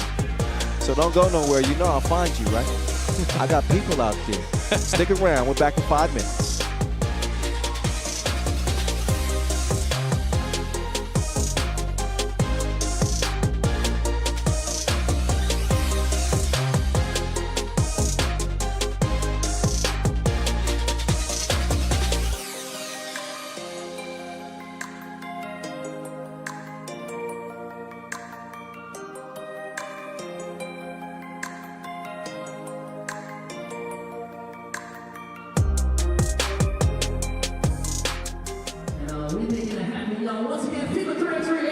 Singapore 2024, third consecutive edition here in Singapore and the 7th Asian Cup ever.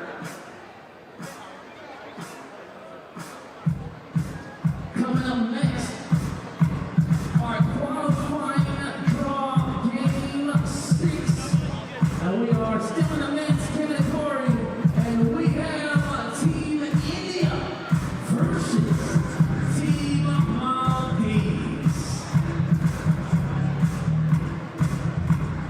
All right, and now representing Team India, number 19, the Prince.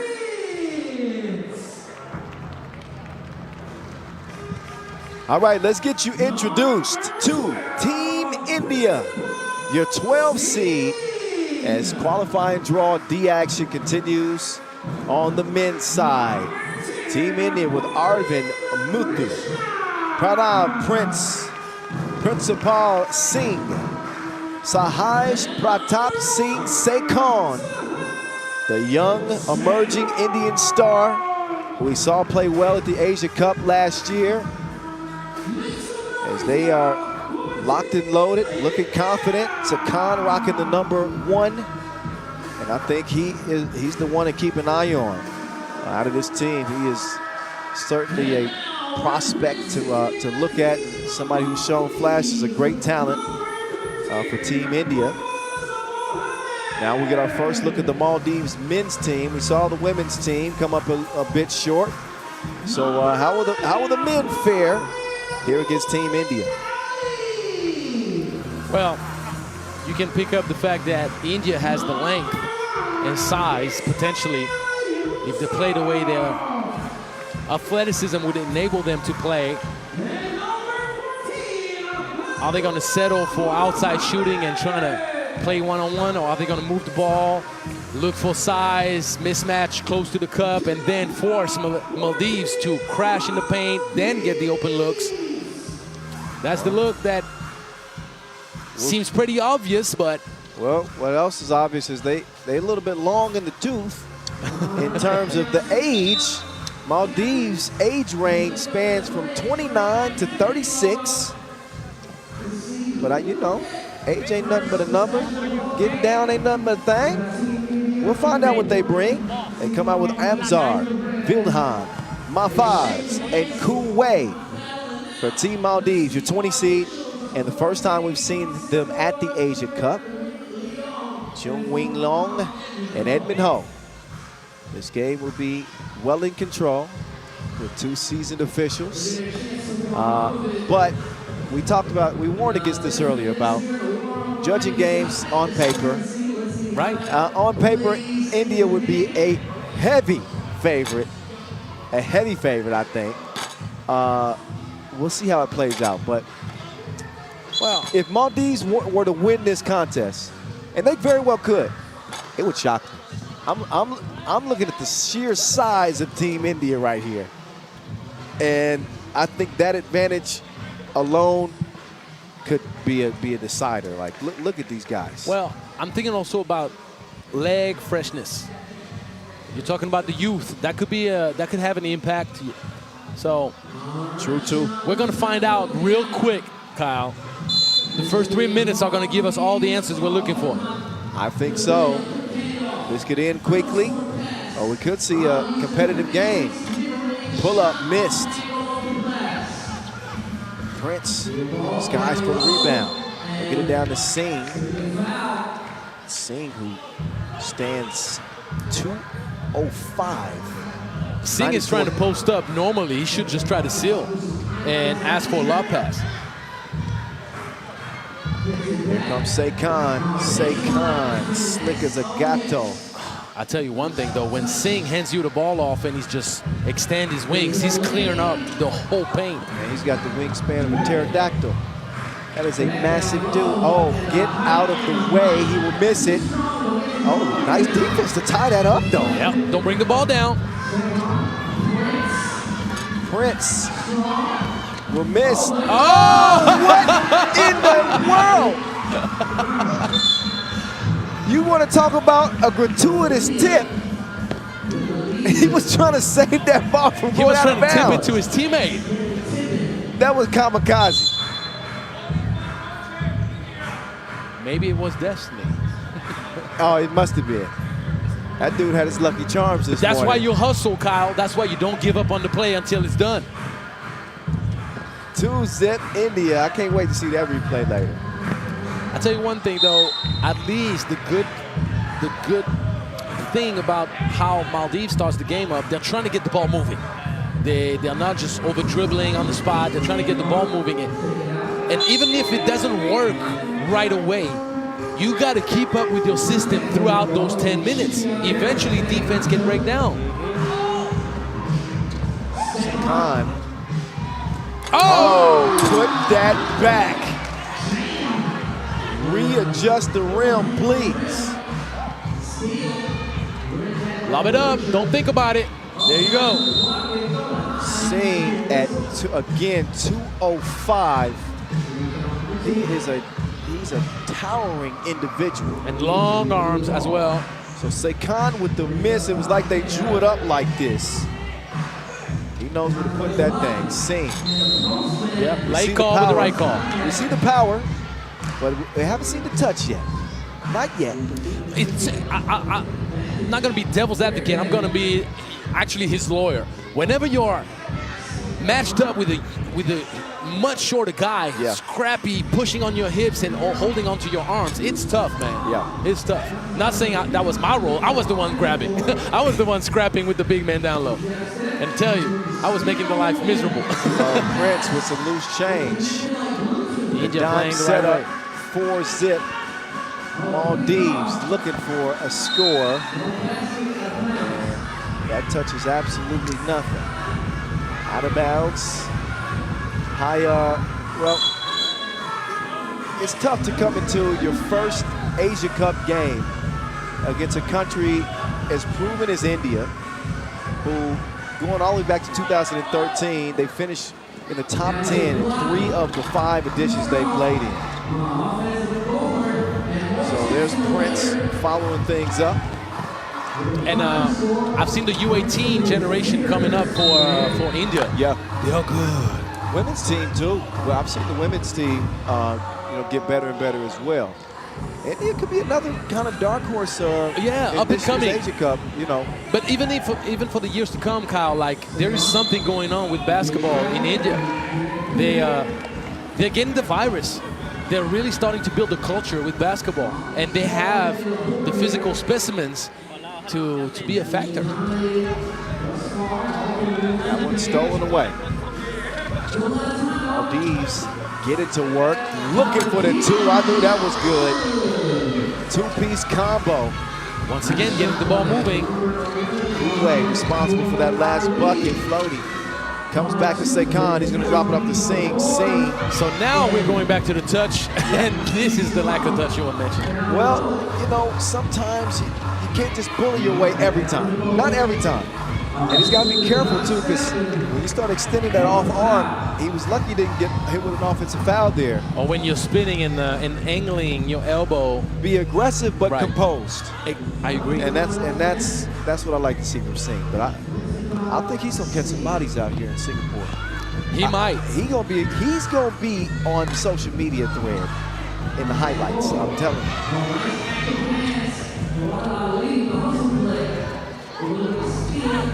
Nice. Slicing through the defense. Split the 2 defenders and earned himself a foul call. Bill down, gives it up. Good defense. One thing I got to give India credit for is that even though they're lengthy, they get moving. Their feet, they move them, they slide. Even Singh, he's not a liability on the mismatch so far.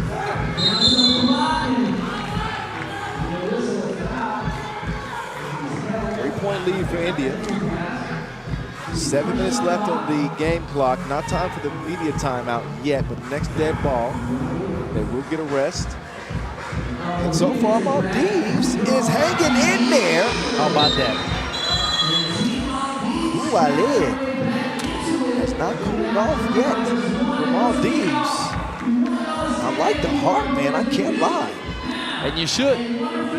And the main key for Maldives to stay in this game is to not get caught up trying to be a hero and trying to say, well, since they're lengthier than us, they got size, well, let's dribble and try to speed up all the time. No, get the ball moving the way you have since the beginning of the game. Earlier, India was focused, they were pressuring, you couldn't find anything. But right now, they're starting to break down a little bit. Take what the defense gives you. Take what the defense gives you. Keep moving, keep going. If you get those open looks, take them with confidence. And sure enough, you can make it a game. Well, they got an opportunity here, down by 1. I think it would certainly be one of the upsets of the day. Oh, somebody get him a GPS location. That man lost. Oh, my goodness. Was he as lost as us this morning when we left the hotel? Oh, my. Look at this behind the back. What is you reaching for? Oh, my. Lessons. Oh, my goodness. This is what I was telling you about how slick Sakan is. Good kick out pass. Just a little bit too late. Ain't nothing over there for you. 6'4", India. It's the young star, oh, it's Prince. Took him on the merry-go-round, but he couldn't finish the spin. Amzar now, working from the left wing. Back to the bucket. Drops the shoulder. Reach-in foul is called. If Maldives try to make it a one-on-one game, they're going to lose, and they're going to lose badly. If they get the ball moving, they'll have a chance. It's as simple as that. That one short. Got to shoot it again. Khalid that time denied that drive. Here's Sakan. Oh, man, that's easy as a layup line for him. Moving screen. He's punched the clock, going straight to work, picking up where he left off. 22 years old, 6'6", lanky. We saw how slick of a dribble he's got. That man should come with a warning label. He's dangerous up top. Oh, takes the bump. That ain't nothing. Barbecue chicken. That's barbecue chicken. The kid is tough, I tell you that. Sing, Prince elevates. What flavor you want. Finishes with the scoop, 9-4. 2 up. Oh, 2 down, right between the eyes. 9-6 Maldives. There's Sakan with that behind the back dribble again. That time, the only thing to stop him is a foul. And not a soft one. Literally almost took him out.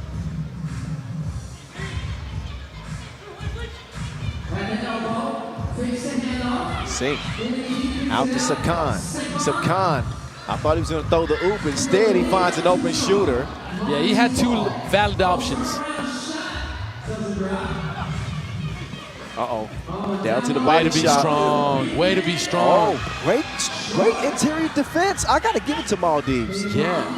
Because Singh, Singh was going tough and Amzar at the beginning. Right. But, man, Maldives is showing some strength, man. They're scrappy. I don't think any of these dudes need a spotter. They strong. They hold their own. They're scrappy. They have a true fighting spirit. And they believe, I tell you this, they believe that they can win this game.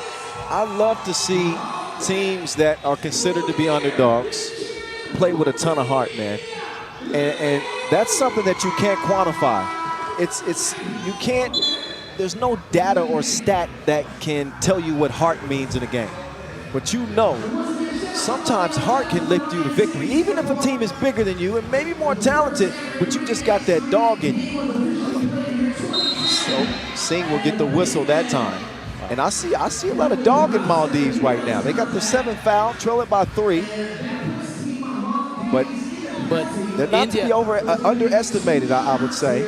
Well, I really don't think they were underestimated. They just took the fight to India. They were saying, we're not going to let it happen easily. I'm speaking for myself. I stand corrected because at the beginning of the game, I said that India has a distinct advantage, and I expected them to have a commanding lead in this game. I tell you what, you still have 5 minutes. True.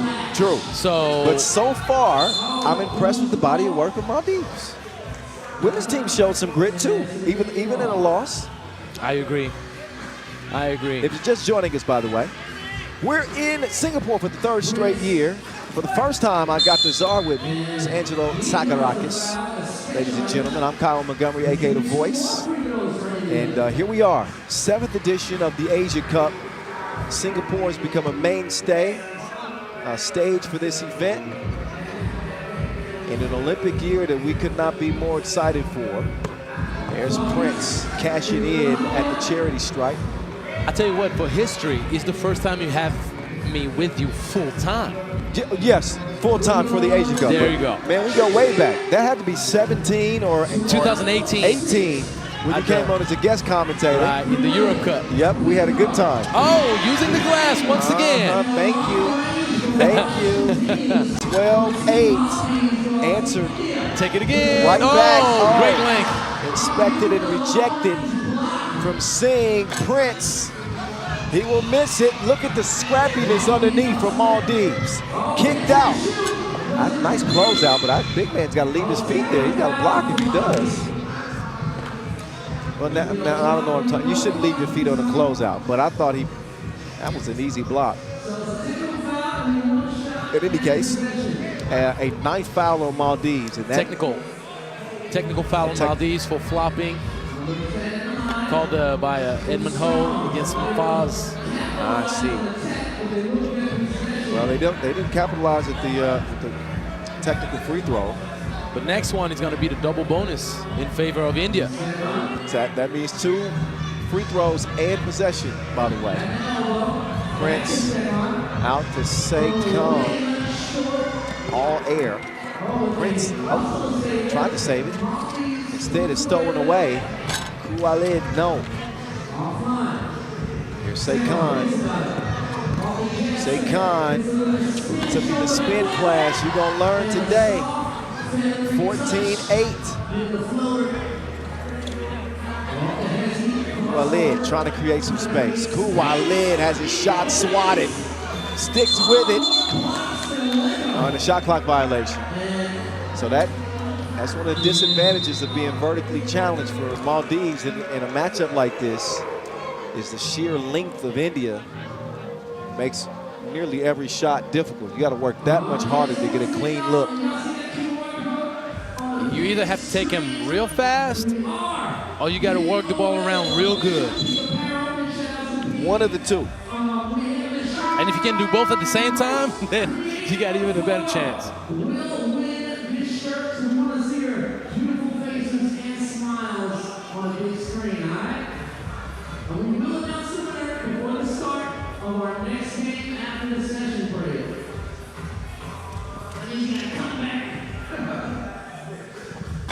Free throw is good. So I'm not sure why there was a technical foul call, but all I know is that Maldives is still in the hunt. Oh, he pulled the magic carpet on him. Now you see him, now you don't. It's Seikon. 15-9.